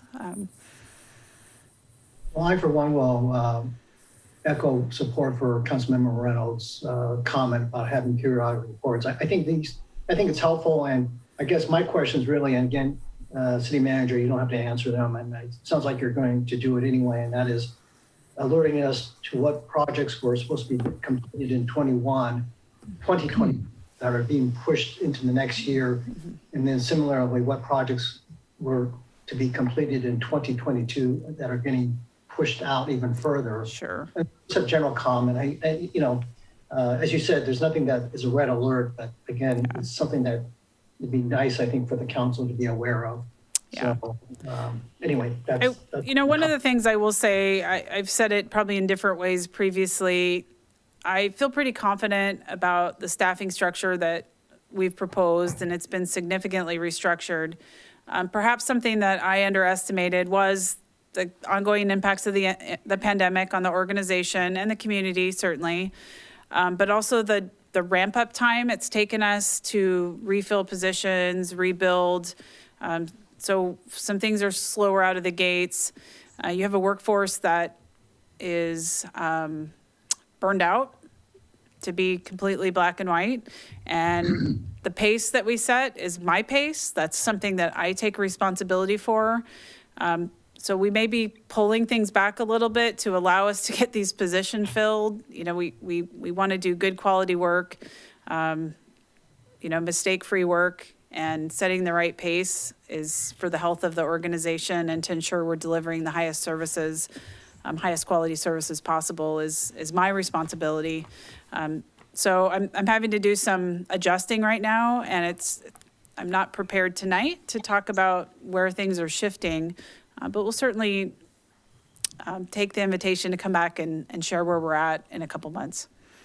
Okay, thank you very much. No other questions, so I think we are going to, Councilmember Jacobson, sorry. Well, I was just going to third the motion, if that's what Craig was doing, on getting this on a periodic basis. And secondly, to express my appreciation and belief that under your leadership, Jesse, you have managed to stay on top of a mechanical Bronco, the likes of which I've never seen the like of. And so I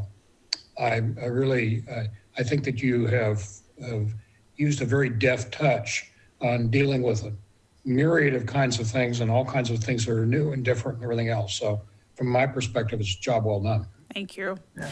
Well, to complete the image of the bucking Bronco, I'm not sure I'm on the Bronco. I might be like hanging on by, a finger, but all right. Thank you for that comment. I appreciate it. All right. Okay, now we're going to move to our last item of the planning session, Agenda Bill 5863, City Council Rules of Procedure / Meeting Efficiency. So we can try to finish by 9, but if we go over, we'll go over. So I guess, City Manager, are you going to lead this discussion, and you and the City Clerk? Is that? I think we're going to read the council procedures starting on page 1. All right. Yeah. I finally got a laugh out of you guys tonight. Okay. Deb is here. Deb Estrada, our wonderful city clerk. And what Deb and I do is over the course of the year since we've actually last reviewed these, which was January 2020, we keep track of the things that need to be changed. So what's in your packet is a strike through of our recommended changes. One of the big ones was taking out any references to council chambers and making it read more generically just for meetings, because as the case is tonight, we're meeting virtually. So that's what's in your packet. Since the packet went out, we've had a number of suggestions come in. I've asked Deb to drop those into a PowerPoint so that we can talk through those.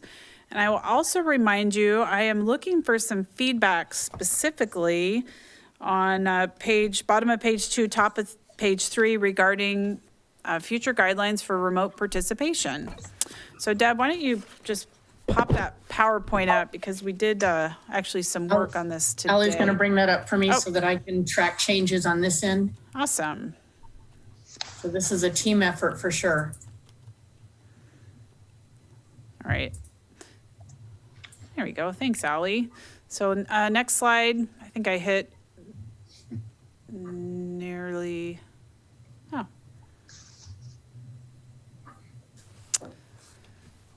Okay, so let me hit the highlights. Board and commission appointments.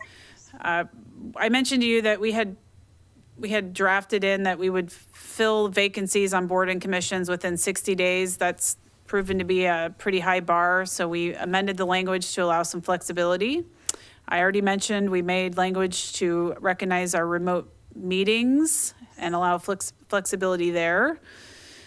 We also modified regular city council meeting references just to reflect the meeting venue and times were changed. We've also, this has been driving Deb and I crazy. The term consent calendar is being changed to consent agenda. They mean the same thing, but more common terminology these days is consent agenda. So Deb, maybe we'll finally get that change made. And then a number of other housekeeping items. Next slide, please. Okay, so let's work through these and then we'll go back to the yellow highlight.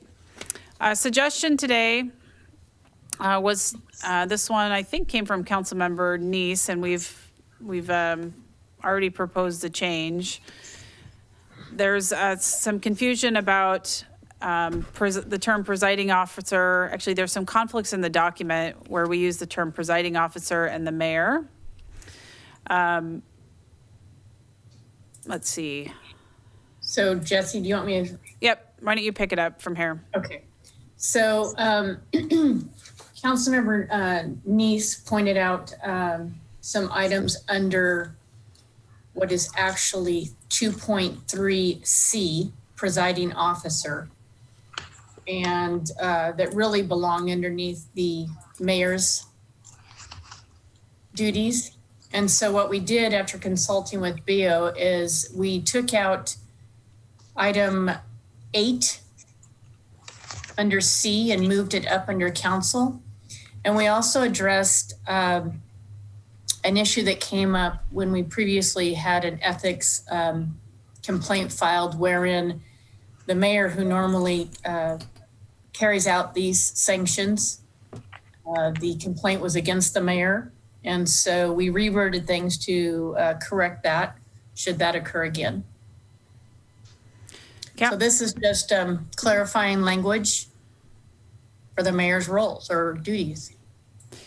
And in fairness to Councilmember Neese, he raised these concerns and we jumped ahead today and proposed language. Given the late hour, if it's too much to kind of look at this screen, I'm happy to stop sharing and just walk through the list of changes. In general, we can bring back the text May 18th. Councilmember Neese, did you want to? Shows what was changed later on, Jesse. Yeah. Or what was. Councilmember Neese, did you want to comment on any of this, or did we sufficiently or not cover that? Well, I think the issue is solved by the proposed language. You're effectively designating the mayor as the person that would preside over that portion of the proceedings. There is a distinction, but I'm not sure if it's a distinction with a difference, where you're, with this language, proposing that the deputy mayor carry out that, let's say the censure is the action that the council decides to take. But is the deputy mayor presiding over, is the deputy mayor at that moment the presiding officer? And I'm not sure whether we want to go that far. We should think about it. But you can imagine a council that decides to censure the mayor, and the mayor is still the presiding officer, but the deputy mayor is the one doing the action. Might it get confusing? Might that get disorganized or chaotic? I don't know. But the way it was written, that might have been what was more likely to be contemplated. But what is written here is the non-presiding officer is the one carrying out, the censure. Okay, so I've got BO listening and Deb taking notes, and we did some of this work on the fly today, but let us go back and make sure that piece is also clarified. Council, you will see these amendments at the second May meeting, so I apologize, we're dropping them in front of you today. That may not be helpful.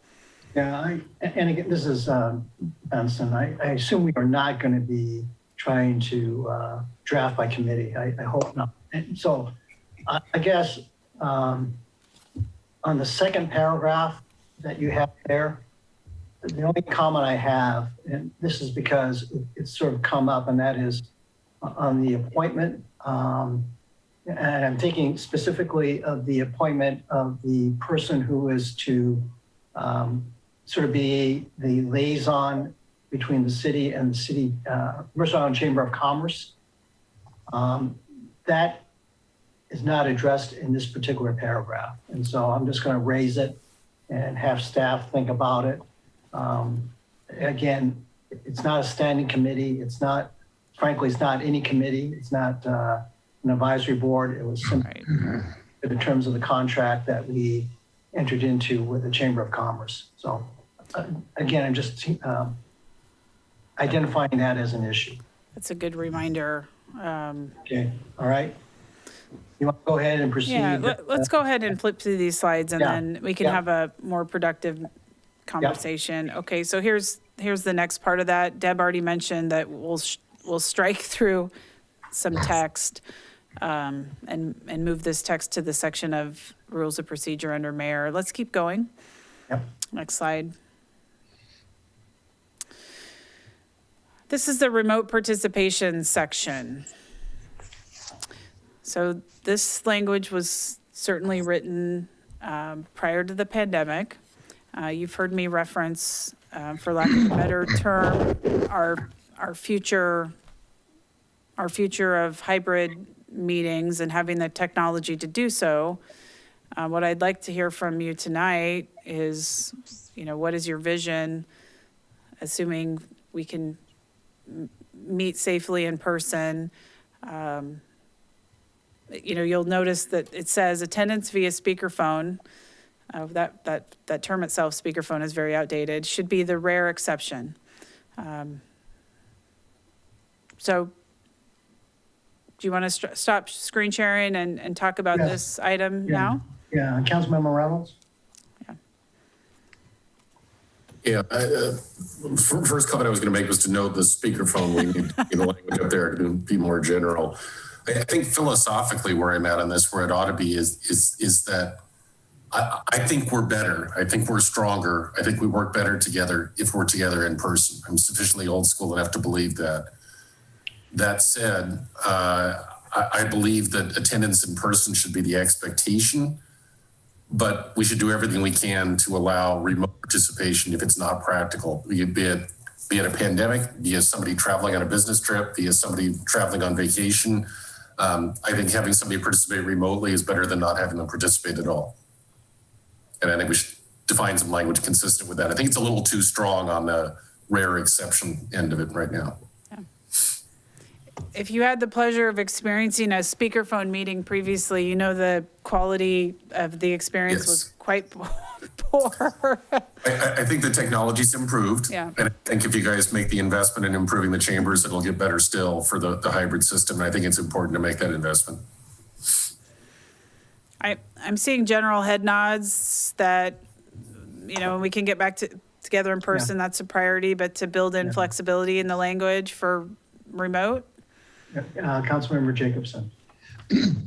I think the way that the train is going here is that using Zoom technology in conjunction with in-person meetings is going to be the way we go. And I think it makes it much easier for people to appear.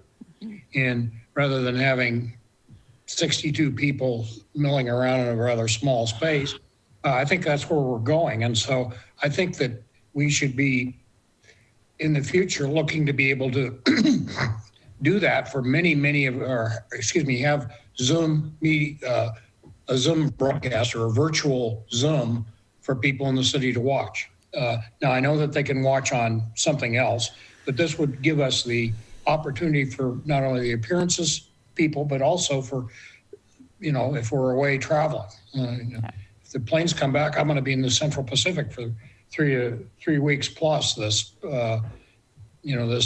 summer. And we'll probably still be Zooming at that point anyway. But I think we should take advantage of technology because I think it advances democracy or the opportunity for people to participate. Councilmember Jacobson, what you just described is the vision that we will take Zoom and we will integrate it so that we can be doing both things. The integration piece we're working on. Thank you. And, the other thing I want to point out too is my expectation going forward is that we would also afford flexibility to our staff and consultants. And we may actually save some dollars not having to pay the travel costs for a paid consultant to come here, drive here, sit here for 4 hours and wait for the agenda item. So I think there's some real opportunities for us to be more efficient with time. And those third-party costs as well. City Manager, If I could just add, since we've been holding all of our board and commission meetings remotely, we've had excellent attendance. We haven't had an instance where we haven't had to cancel a meeting because there wasn't enough participation. Granted, people haven't been traveling as much, but I think it's proven how valuable it is. Can I just say something? I'm all in agreement with everything that's been said, but can we basically prohibit just speakerphone participation? Because that was totally disruptive and there's no way to know when a person's trying to ask a question and there's a time delay. So are you talking about for council members? Yes. Yeah, that would be your pleasure. That would be my pleasure, but I don't know about the rest of it. I mean, it would be the pleasure of the council. I do know that sometimes bandwidth, if you're traveling somewhere, that the video stream is challenging. What are other people's thoughts on that? This is Lisa. I think I was probably the culprit on the super disruptive speakerphone meeting. So I'll just totally own that. But, I think, I don't know what you mean by speakerphone. If it means just being on Zoom by audio only because you've got bandwidth issues or because you're in the car, I think that ought to be allowed because I think that's still okay. You can still raise your hand and you can still participate. But yeah, I mean, just like being this anonymous disembodied voice I get the distinction you're making, Mayor. So that is the distinction. We fully anticipate that everything's going to have to integrate through the Zoom platform. We're not going to set up the phone and hold it next to the microphone like we did previously. Okay. All right. Well, why don't we word it broadly and best available technology? And then we don't have to go back when Zoom becomes something like a fax. Great. Councilmember Great Rose. point. Yeah, just to get to this technology piece. I mean, I understand why we want to kind of hammer this out now, but if we don't know what we're going to have, why do this now? And why not wait till we have better understanding what our capabilities are going to be? If we are in a situation where what we end up with is actually as disruptive as having someone on the phone, we might regret this language. So we don't settle this right now and figure out where we end up. I don't know, I'm just throwing that out there. Okay. Councilmember Neese. I think the easiest way to deal with it is just to give the mayor a escape hatch. So you just say that they can participate remotely, but to the extent that it's practicable. And if it's not, then sorry, we can't just keep going on with that meeting that way. And that'll be that. But it just allows, we don't have to dream up every version of what someone can connect with. We just say, assuming they can do it.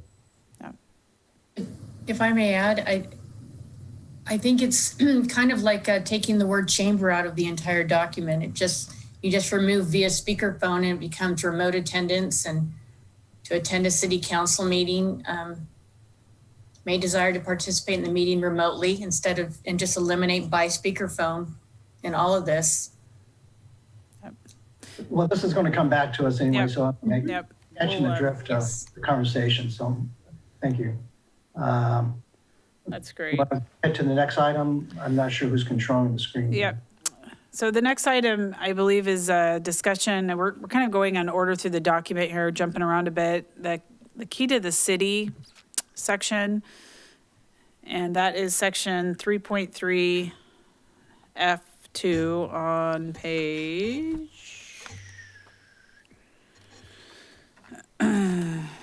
45 in your packet. So we'll just show this text real quick. I believe by practice, and Ally will chime in here, it's typically been the mayor that's determined, at least in recent history, who would receive the key to the city. What's interesting about the way it's written here is, first of all, in the list of things, the key to the city is intended to honor, and then we list out 4 things. I'd ask you to consider if those 4 things are still appropriate and relevant.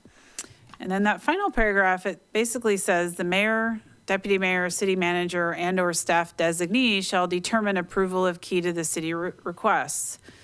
So what's interesting about that sentence is, I think what was intended was if somebody reaches out to say me, says I have a relative that's turning 100 and, they're qualified for the key to the city, that this language was written so that I could say, why, yes, in fact, they are. We'd be happy to honor them.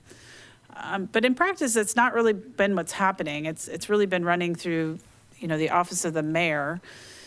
So I wanted you to take a look at this section and, the key to the city, I'll just remind you, is the highest honor the city can give. And so we want to put some thought into how this process has been working and make sure the language is consistent.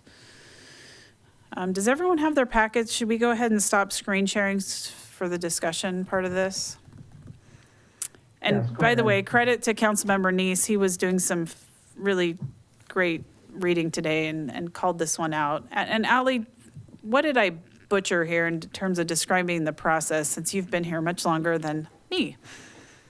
I think that you got it right. I think when we developed this, this was the mayor and deputy mayor at the time wanted the flexibility for either one of them to be able to give this honor to someone. And I think the city manager and or staff designee, I think the staff designee was intended to be me so that the city manager at the time could pass it off to me to do. So I don't think there's any reason that we need to have a staff designee listed there. I think the reason for having the city manager was listed was that if someone who was, did fall under section B, which was, turning 100, that staff could handle this for council. It didn't need to necessarily be elevated to the mayor or city council level. But also I think the mayor and city council should be involved in that. So I don't think there's anything wrong with taking out city manager and or staff designee. I think there was, the intent was that either the mayor or deputy mayor, because they have been chosen by the city council to be in those positions, could have the ability to award the key.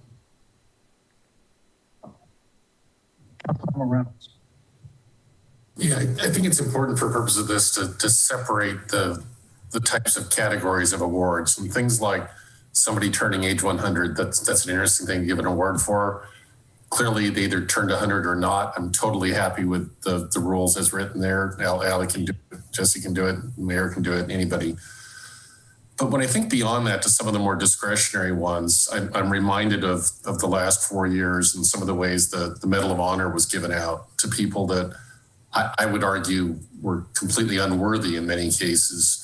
And when that happens, it dilutes the value of the Medal of Honor to people who truly are worthy of that award. If this really is the most prestigious award given by the council, by the city, or the highest honor, I would think that for the non-routine ones, it should be a decision of the council, not just the mayor. Maybe that's through the consent agenda, but we should at least have an opportunity to chime in on it. I would agree. Yeah, should be a city council decision. And while I generally agree with that, I just want to remind you that sometimes that means you would have an open debate about the award in a council meeting, and that's perhaps the tricky part of that, but I'm seeing head nods and appropriate for the level of honor. It would be an uncomfortable discussion in some cases, there's no doubt, but I think it's an appropriate one to have. Well, and I mean, to me, it seems like if it's really a worthy recipient, there shouldn't be a lot of debate. That's a good point. Yeah. That's a good point. All right, yes, agreement. We'll revise this to be a city council decision. I'm not hearing any changes to the list of items. Seems there's some flexibility in there for you. Yeah. Yeah. Everyone's okay. The next item, and this is actually our last slide, is related to 3.3G on page 46 of your packet.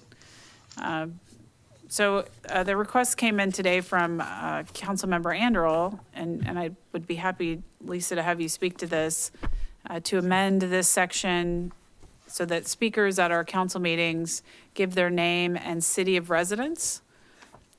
I think sometime prior to my arrival at the city, and I can certainly say the cities I worked for previously, we had individuals give their addresses. That practice has stopped. And I think across most cities, to be honest, but this would at least identify the city of residence. So everyone has seen that potential change. It's pretty minor. I think for discussion, let's go ahead and stop sharing. Ally? Councilmember Anderl, did you want to speak to this since this was? Yeah, it was my request. I'm hoping that my AirPod here doesn't die during the middle of this. They have a limited lifespan, but I just feel like we owe a duty to represent the citizens of the island. I mean, that's a legal duty. That's who we were elected to represent. And if we don't know whose comments, who's speaking to us, we don't know if we're discharging that duty. I have no problem with listening to anyone's statements, comments, opinions. We can have 100 people at the open meeting if we want, and I will listen to every single one of them, and I will respect their opinions. But what guides me in my votes and my positions is what my constituents say, what the people who elected us to office say, the people who have a vested interest in the island by virtue of living here. And so I think it's really important that we have that component while still respecting people's need for privacy to not disclose home addresses and stuff like that. So I think it would be an enhancement to our ability to represent the people who have elected us and who we represent. And I think it'd be a good thing. Councilmember Rosenbaum. I have a comment on this section, so maybe just come back to me after we're done with this. Okay, Councilmember Reynolds. Yeah, I agree, absolutely. This is a great change. Thank you for suggesting, Councilmember Anderl. I've been noodling about something else that is a related topic, and Jesse, I've been meaning to talk to you about this next time we talk, but I'll just float the idea now. When I write my congressman, or Congress, I guess it is a congressman in this case, I don't just email him. I have to go through a form that requires me to specify my address so that they can verify that I'm in fact a member of that district. And during some of the more contentious issues we've debated this year, there have been a fair number of people that were non-island residents that have chimed in via email as well. And a lot of accusations by people on both sides of any given issue that the other side is flooded with non-island residents. And I wonder if there's precedent for cities adopting a technology like this and whether we should think about doing that as our means of communicating and writing to council. I'm just curious to know what others think.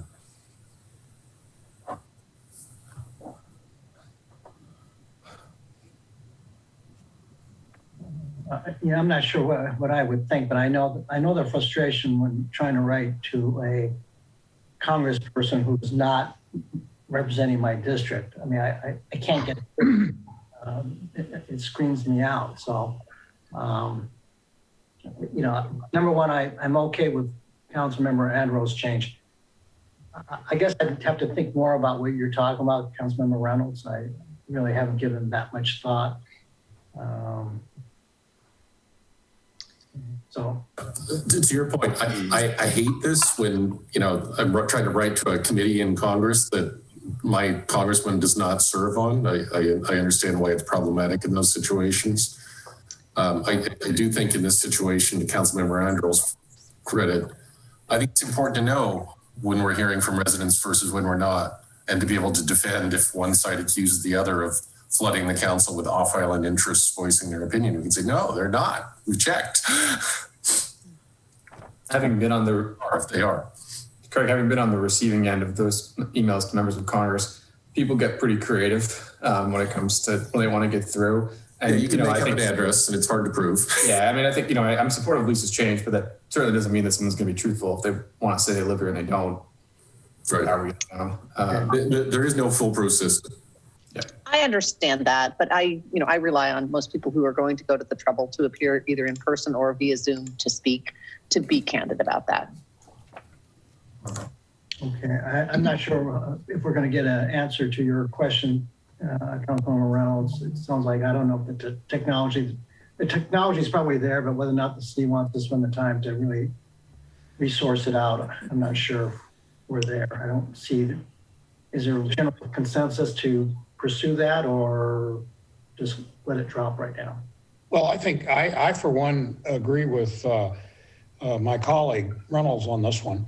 Although I think the enforceability, like with email, somebody can email me and say, and I don't know whether they're on island or off island, although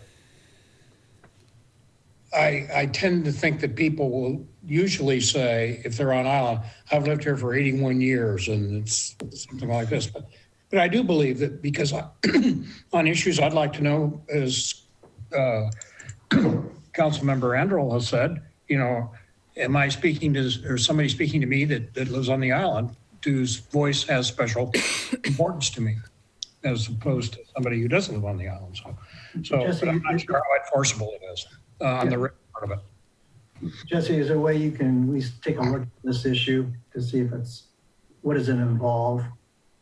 Is that something you can do or have a staff person do? I'm going to be honest and say not right now. I have to set boundaries. I can't add this to the plate right now for the technology team. I'm happy to, revisit it, Okay. Or I need to move something else off the plate, but we've got some pretty heavy lifting right now. We're trying to get ready for hybrid technology and other things. Maybe put it in the proverbial parking lot. Okay. I mean, at this point. Yeah. I'm intrigued by it. I just have to be mindful of capacity right now. So let me think about it. I can't commit to any meaningful level of work just yet. I respect that. All I would ask is that you keep it in mind as technology evolves. And if there's a rational point to reconsider that, let's reconsider it and talk about it. Well, and I think what I'm hearing is the vehicle, and it may not be that challenging, frankly. I think ultimately everything dumps into your email inbox anyway, but it's a form that people would fill out to write to you. We can capture some additional information that maybe we're not capturing right now through email. And I've got Alfredo sitting across our IT manager listening to this conversation, so I'll chat with him at the end. He's kind of going like that? Yeah, I'm not going to tell you what sign he's making at me right now, but no, I'm kidding. Of course, he's a professional. Yeah, let me think through that. I won't make any hard and fast commitments. Okay. Deputy Mayor Weicker. Can I just say that we get emails from lots of different groups? I'm thinking about SCA and AWC and King County about all manner of stuff coming our way and information we should have. So I don't want to limit email to only if you fill out and have an address on Mercer Island. So maybe we could have an email filter if you're writing in about an issue or something, but it just sounds like something a little more complicated and doesn't support the democratic system we're supposed to have here. So yeah, I totally agree with tabling it till some other time we have some bandwidth. Okay, Councilmember Rosenbaum. I just want to make sure I don't get lost from my other question on this section when the time's right. Yeah. Okay. I have one other question, or at least comment on this section 33G. So I'm just going to raise it. I don't have any strong feelings, but I'm going to mention anyway. Right now, comments are limited to 3 minutes. I know that some city councils have 2 minutes. Others, I'm just curious whether or not people are good with the 3 minutes or whether or not we need to have some flexibility, because sometimes we've had issues that have come before the council where we have scads of people and we have public appearance that last a couple of hours. So I'm just going to raise it. Do you want some flexibility built in there? So right now it's set at 3 minutes unless we suspend the rules. I think, this is Lisa, I didn't raise my hand, sorry, but I mean, I think if a majority of the council wants to suspend the rules, I think that's the best way to do it. I mean, no offense to you, Mayor, but I don't think the discretion to limit comments should be vested in one person. I mean, and that's for that one person's benefit as well. And, I think it should be a majority of council to say, look, we've got 100 people signed up, you only get 2 minutes. But I'm also happy with just leaving it at 3 minutes. The issues that provoke a lot of turnout are few and far between, and I feel like people need their time to be heard. Okay. Anybody else?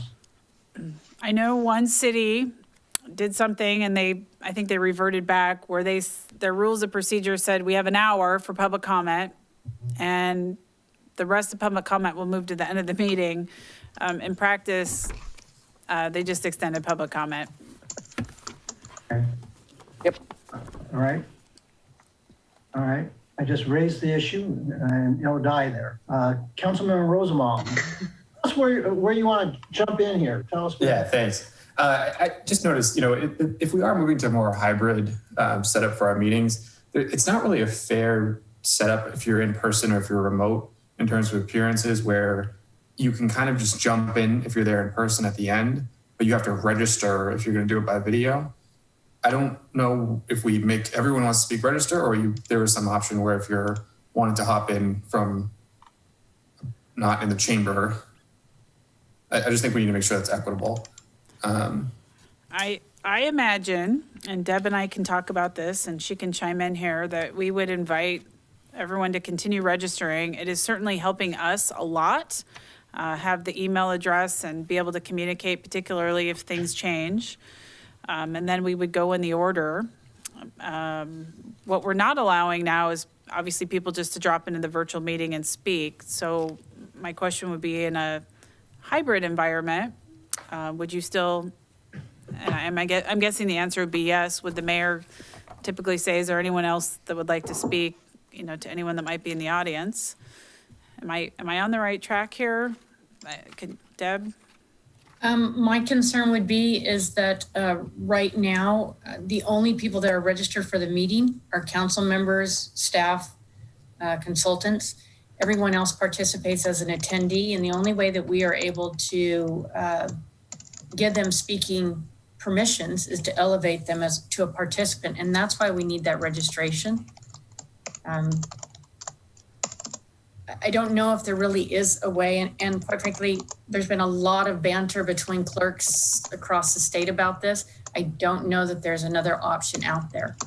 I know that at times, one of the things that we have done, for instance, is during our public hearings, we do say that we will, keep it open and allow comments until the end rather than cutting it off at 4 p.m.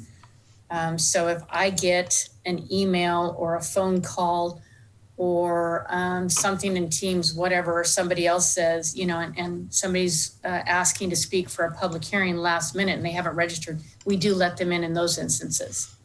Yeah, I would just suggest that it should be codified that way, because it just doesn't seem fair to me that if you're in the chamber, you can decide, literally at the last second you want to speak. maybe something was said that you want to respond to, you want to, build on, whatever that might be. It just seems unfair to have different rules depending on where you are physically. That makes sense. The only other thing that I would add to that is that there's a lot of juggling. So if I'm going to be that individual who's letting those people in, so I'm taking minutes, I'm managing what I'm managing here, looking at email, all those things. So we might, we'd have to look at it in terms of the staff capacity during the meetings. Well, understand. I mean, the other option is to make it more stringent to speak in public, or if you're in the chamber, you need to register. But I'm not suggesting one way or the other, and I would understand there's technical and bandwidth issues, but I just want to make sure we're being cognizant that it's not equal as of right now. So, Councilmember Rosenbaum, I just want to, are you proposing a change? I'm curious what my colleagues' thoughts are. I think this is unequal as of right now, but I don't have a perfect solution to it.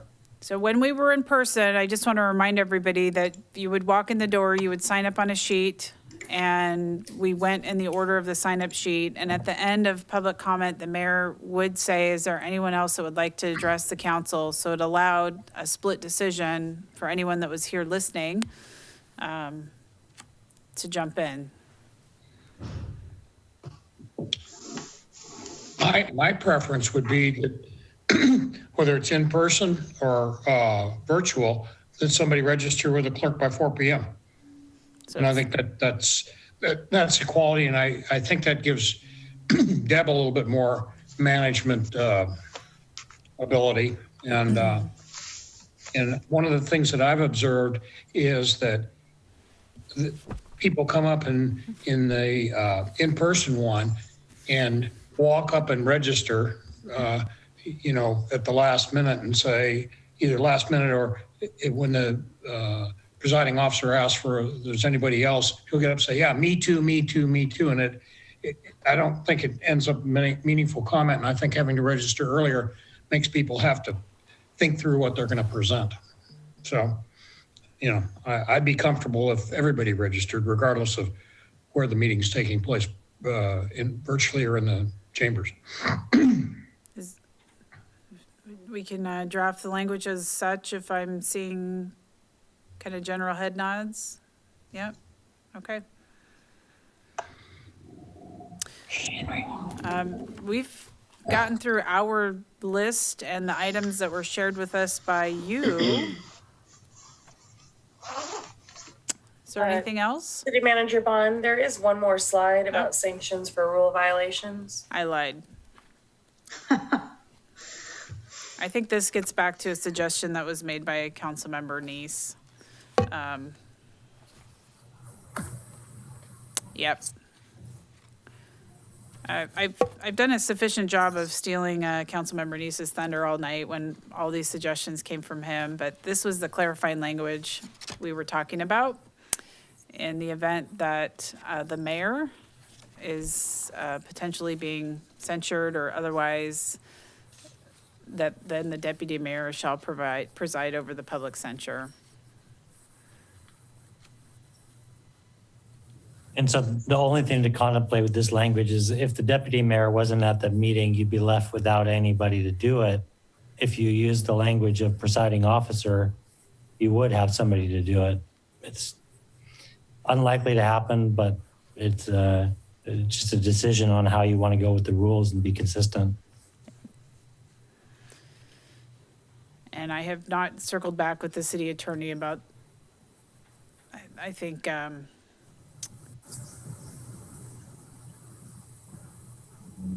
so in that first edit, if the mayor is a council member who is subject to the sanction, then the deputy mayor shall preside over the public censure. I think this is what we were talking about earlier, Councilmember Neese. It becomes circular if you put presiding officer in there. I think this is pretty clear, and you would probably, as a council, not censure the mayor if your deputy mayor wasn't going to be there. Okay. You would just wait.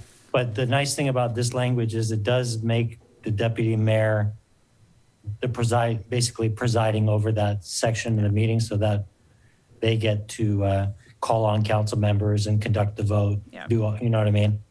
And All the procedural thing. And actually, I think we fixed it. I think we just have to cross-reference with the above section about presiding officer. So we may have this resolved And we did do that. Yep, thank you, Deb. See, I'm tired, sorry. Yeah, so I'm happy with that language. And City Council and City Manager, this is BO City Attorney. And just for a clarification here on these rules and the sanction that we're talking about, it's specifically for violations of the City Council rules. And these procedures do not necessarily apply for Code of Ethics violations. Those are, we're going to deal with that next week when the revisions to the Code of Ethics are going to come before you for a first reading. And just to make that clear that these, even though they may be the same, this section of the rule applies only for rules violations. Thank you. Thank you for that. Let's go ahead and stop screen sharing. Thank you, Allie, for not letting me forget that last one. You're welcome. Nothing like finishing the night on the rules of procedures. Everyone's energy is plummeted.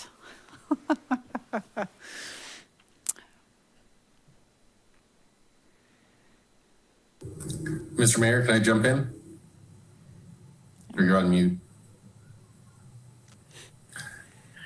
Sorry. Yes. That's wonderful. Okay, a couple of quick things. One, Jesse or BO, can you just clarify that the last language talked about a majority of the council would have to vote for censure.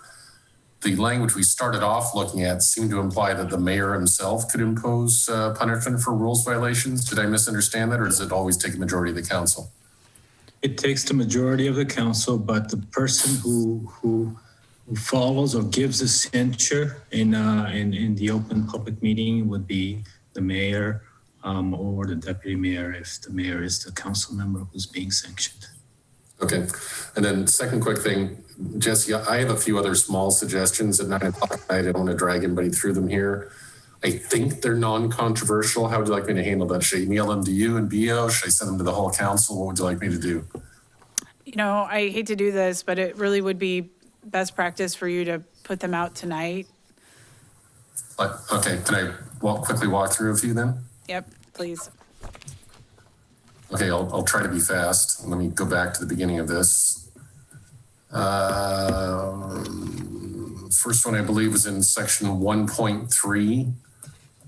I don't know that this necessitates a change, but it makes reference, no, 1.4 references mentoring of city council members. I'm just gonna note, I don't think I got a mentor, so maybe nobody liked me and wanted to do it, but it seems we should either abolish that procedure or follow it, one of the two. I don't recall that this was an assigned situation where you were assigned a mentor. It was a general suggestion, recommendation that you mentored. Okay, I'm comfortable with that on that basis. Second one, 2.3A, the mayor is vested with the authority to initiate and execute proclamations. I just want to clarify, I believe the council still has to approve them, right? The mayor can suggest them, but the council has to approve them? Yeah. Okay. I don't know if we need to clarify that or if it's implied somewhere, but. Well, proclamations are, they're I don't know how to describe this.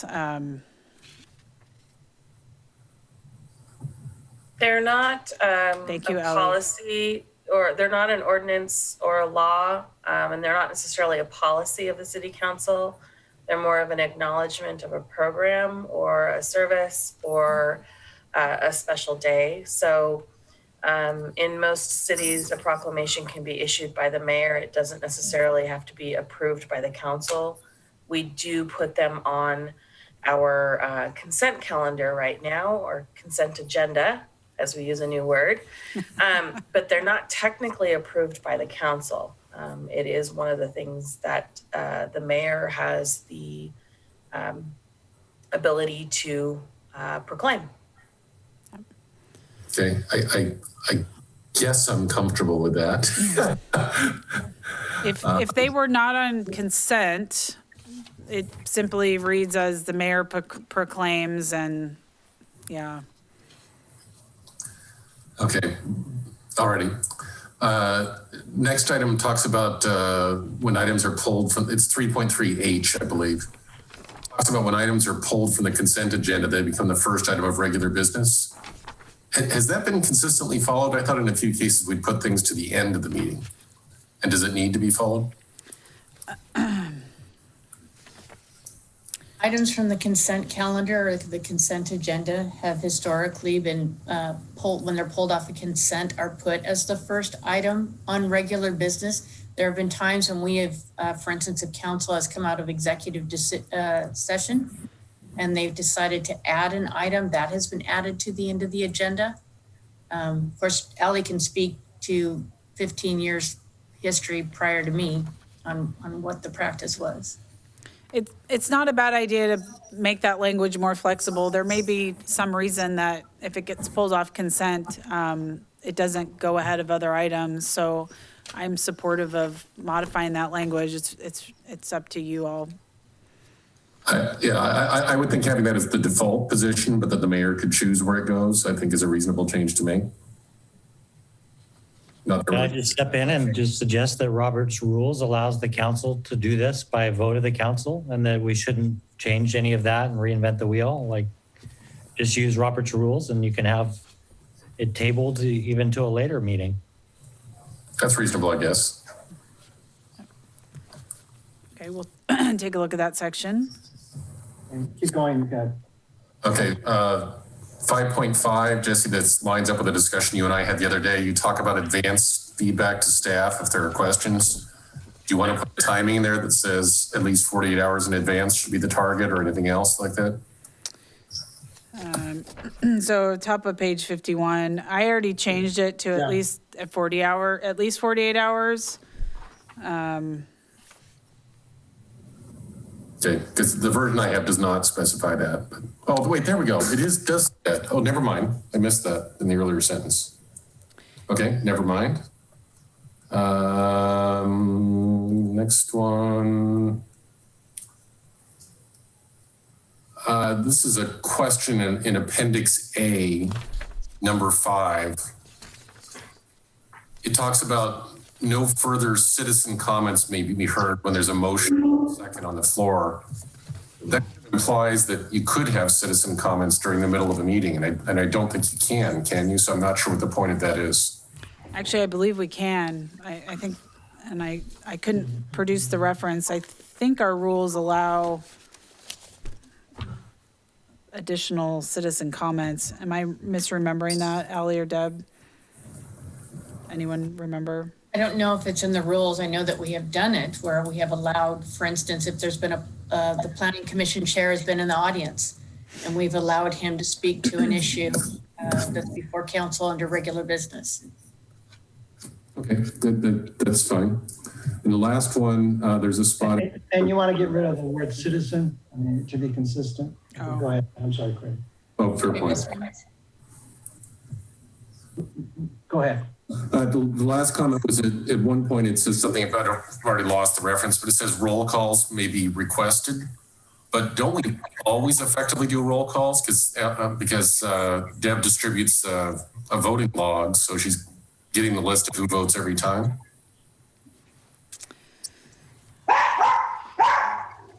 That didn't know it used to be the case, Greg. Before COVID, the council would all vote at the same time. Yeah, but her voting record goes back to at least 2017 or so. Hey. Distributed, so. Yeah, she's very good. She's very good at reviewing the video and like capturing the votes. She's just listening then. Okay. Yeah. All right. I won't complain. If you think you can do that, Deb, go for it. Yeah. We have to capture that as part of the record. I mean, yeah. I think it's referring to. Anything else, Councilmember Reynolds? That's it. Thank you. Okay. I actually had one. Now I can't even find it. Benson, it was Appendix A, number 5, citizen. No. I had a new one. I had one for myself. I just wanted to. Yeah, actually, it's in 4.2. This is putting agenda items onto the calendar, I guess. And so basically an item, Deb, you can't bring that up, can you? Section 4.2? No, okay, that's fine. I can. My question is, I mean, if you can do it, it'd be a lot easier. I mean, I think this is a pretty simple question.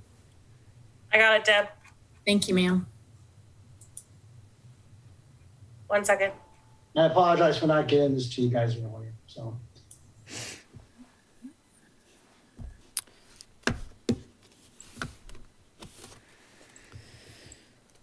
So we're on page 49. Correct. And I think, there we go. Ali's pulling it up, 4.2. Yeah, thank you. So the only question I have is, should the provisions of the detail in 4.2D also apply to 4.2C? Basically, if a mayor or the deputy mayor want to put something on the agenda, that they also provide an agenda bill, you know, et cetera, et cetera. So that's the only question. Because right now, if two council members want to do that, they have to propose the actual agenda bill.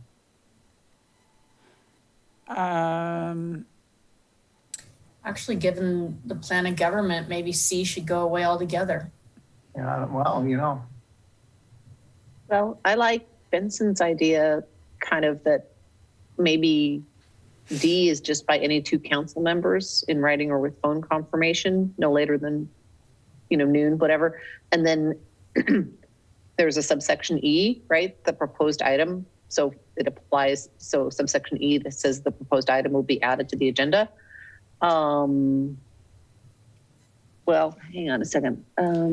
Yeah, so remember that section. Well, yeah, I don't know. I don't know if you have to do I'm sorry, I'm just doing this on the fly because I didn't know about this, but I think it's worth discussing. So I think we have a couple things going on here. So if the mayor or deputy mayor adds something to the city council meeting agenda, Benson, your question is, should then you be responsible for writing the agenda bill?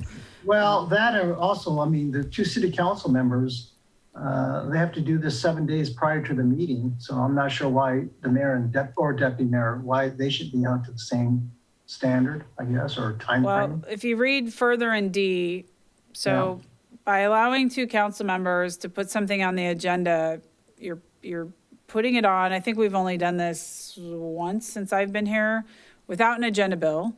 And they're basically bringing an item forward for the whole council to determine if the item should be brought back for discussion and or action. So there's a multi-part step there in D that's different than when you call me and tell me we're putting something on the agenda in your role as the mayor. Well, I just raise it. I mean, if, it gives certainly flexibility to the mayor or the deputy mayor. So, well, what I think it does is I think it takes some pressure off the city manager when a mayor might really want something on the agenda but not have the ability, right? Because if you take that out, what you are doing is then having a mayor or a deputy mayor potentially pressuring the city manager to do it instead. Yeah. Because the city manager can do it. But there might be an instance where a mayor, a city manager, somebody and that's running the council needs to get an agenda bill onto an agenda for a vote for a real reason. And it's not a heavy lift. Maybe there's some funding, a grant opportunity comes in and somebody needs to approve a grant. Fine, put it on the agenda, right? This shouldn't be a big deal. But I think there's a distinction between the mayor and deputy mayor doing it and then council members doing it that are outside the leadership role. I think I would leave this in. It hasn't been a problem. Yeah. I don't think it's been a problem. I just wanted to, it's just seemed like. Went straight to voicemail. Lisa, there we go. Sorry. Oh, no, that's fine. I just raised it on because the council members had to jump through a few more hoops in order to get something on the agenda. So if everybody's okay with it, that's fine. I'm fine with it. It saves the city manager getting put in an uncomfortable position. Okay, you can stop screen sharing. That was all for me. So, Craig, your hand is still up. Is it going down or do you have Ignore me. Okay. So, Well, thank you very much, folks. It's been a long evening. We didn't do too badly during 2019. So, City Manager, is there any final words that you have at this point? No, we'll take your feedback on the council rules of procedure and bring it back to you. It won't be May 4th. It will be the meeting after that, so May 18th for review and then consideration of amending your rules. Great. I know that there's a number I have one last one. Yeah, go ahead, Councilman. This is just a follow-up for someone in the city, but on Appendix E and paragraph 2, can someone in the city just confirm that that's still true? I know technology changes, that the city account can only see its own post and replies to them, because I don't know if that's a restriction anymore, but it seems like that's too deep in the weeds for this document. So that is still true. Our government account, if you're logged in as City of Mercer Island, we can't see the detail. That's still true. I have a login though, so. We'll take a look. I don't know if it would ever change. I mean, it's not up to us if they would change that restriction, but it's in our document. It just feels like down in the weeds. Yeah. Deb, let's just add that to the list to read through again. And yeah, minor issue. I think the point was that unless you have a city staff person that lives here and has access to the Mercer Island Nextdoor account, we're having trouble seeing the conversations that are happening, and that's still true, although we've got my account, so. Yeah, I mean, I think you could probably state the same thing with a preamble that suggests how does the city intend to use its Nextdoor account, whether it could do more or less is irrelevant. All right. Okay.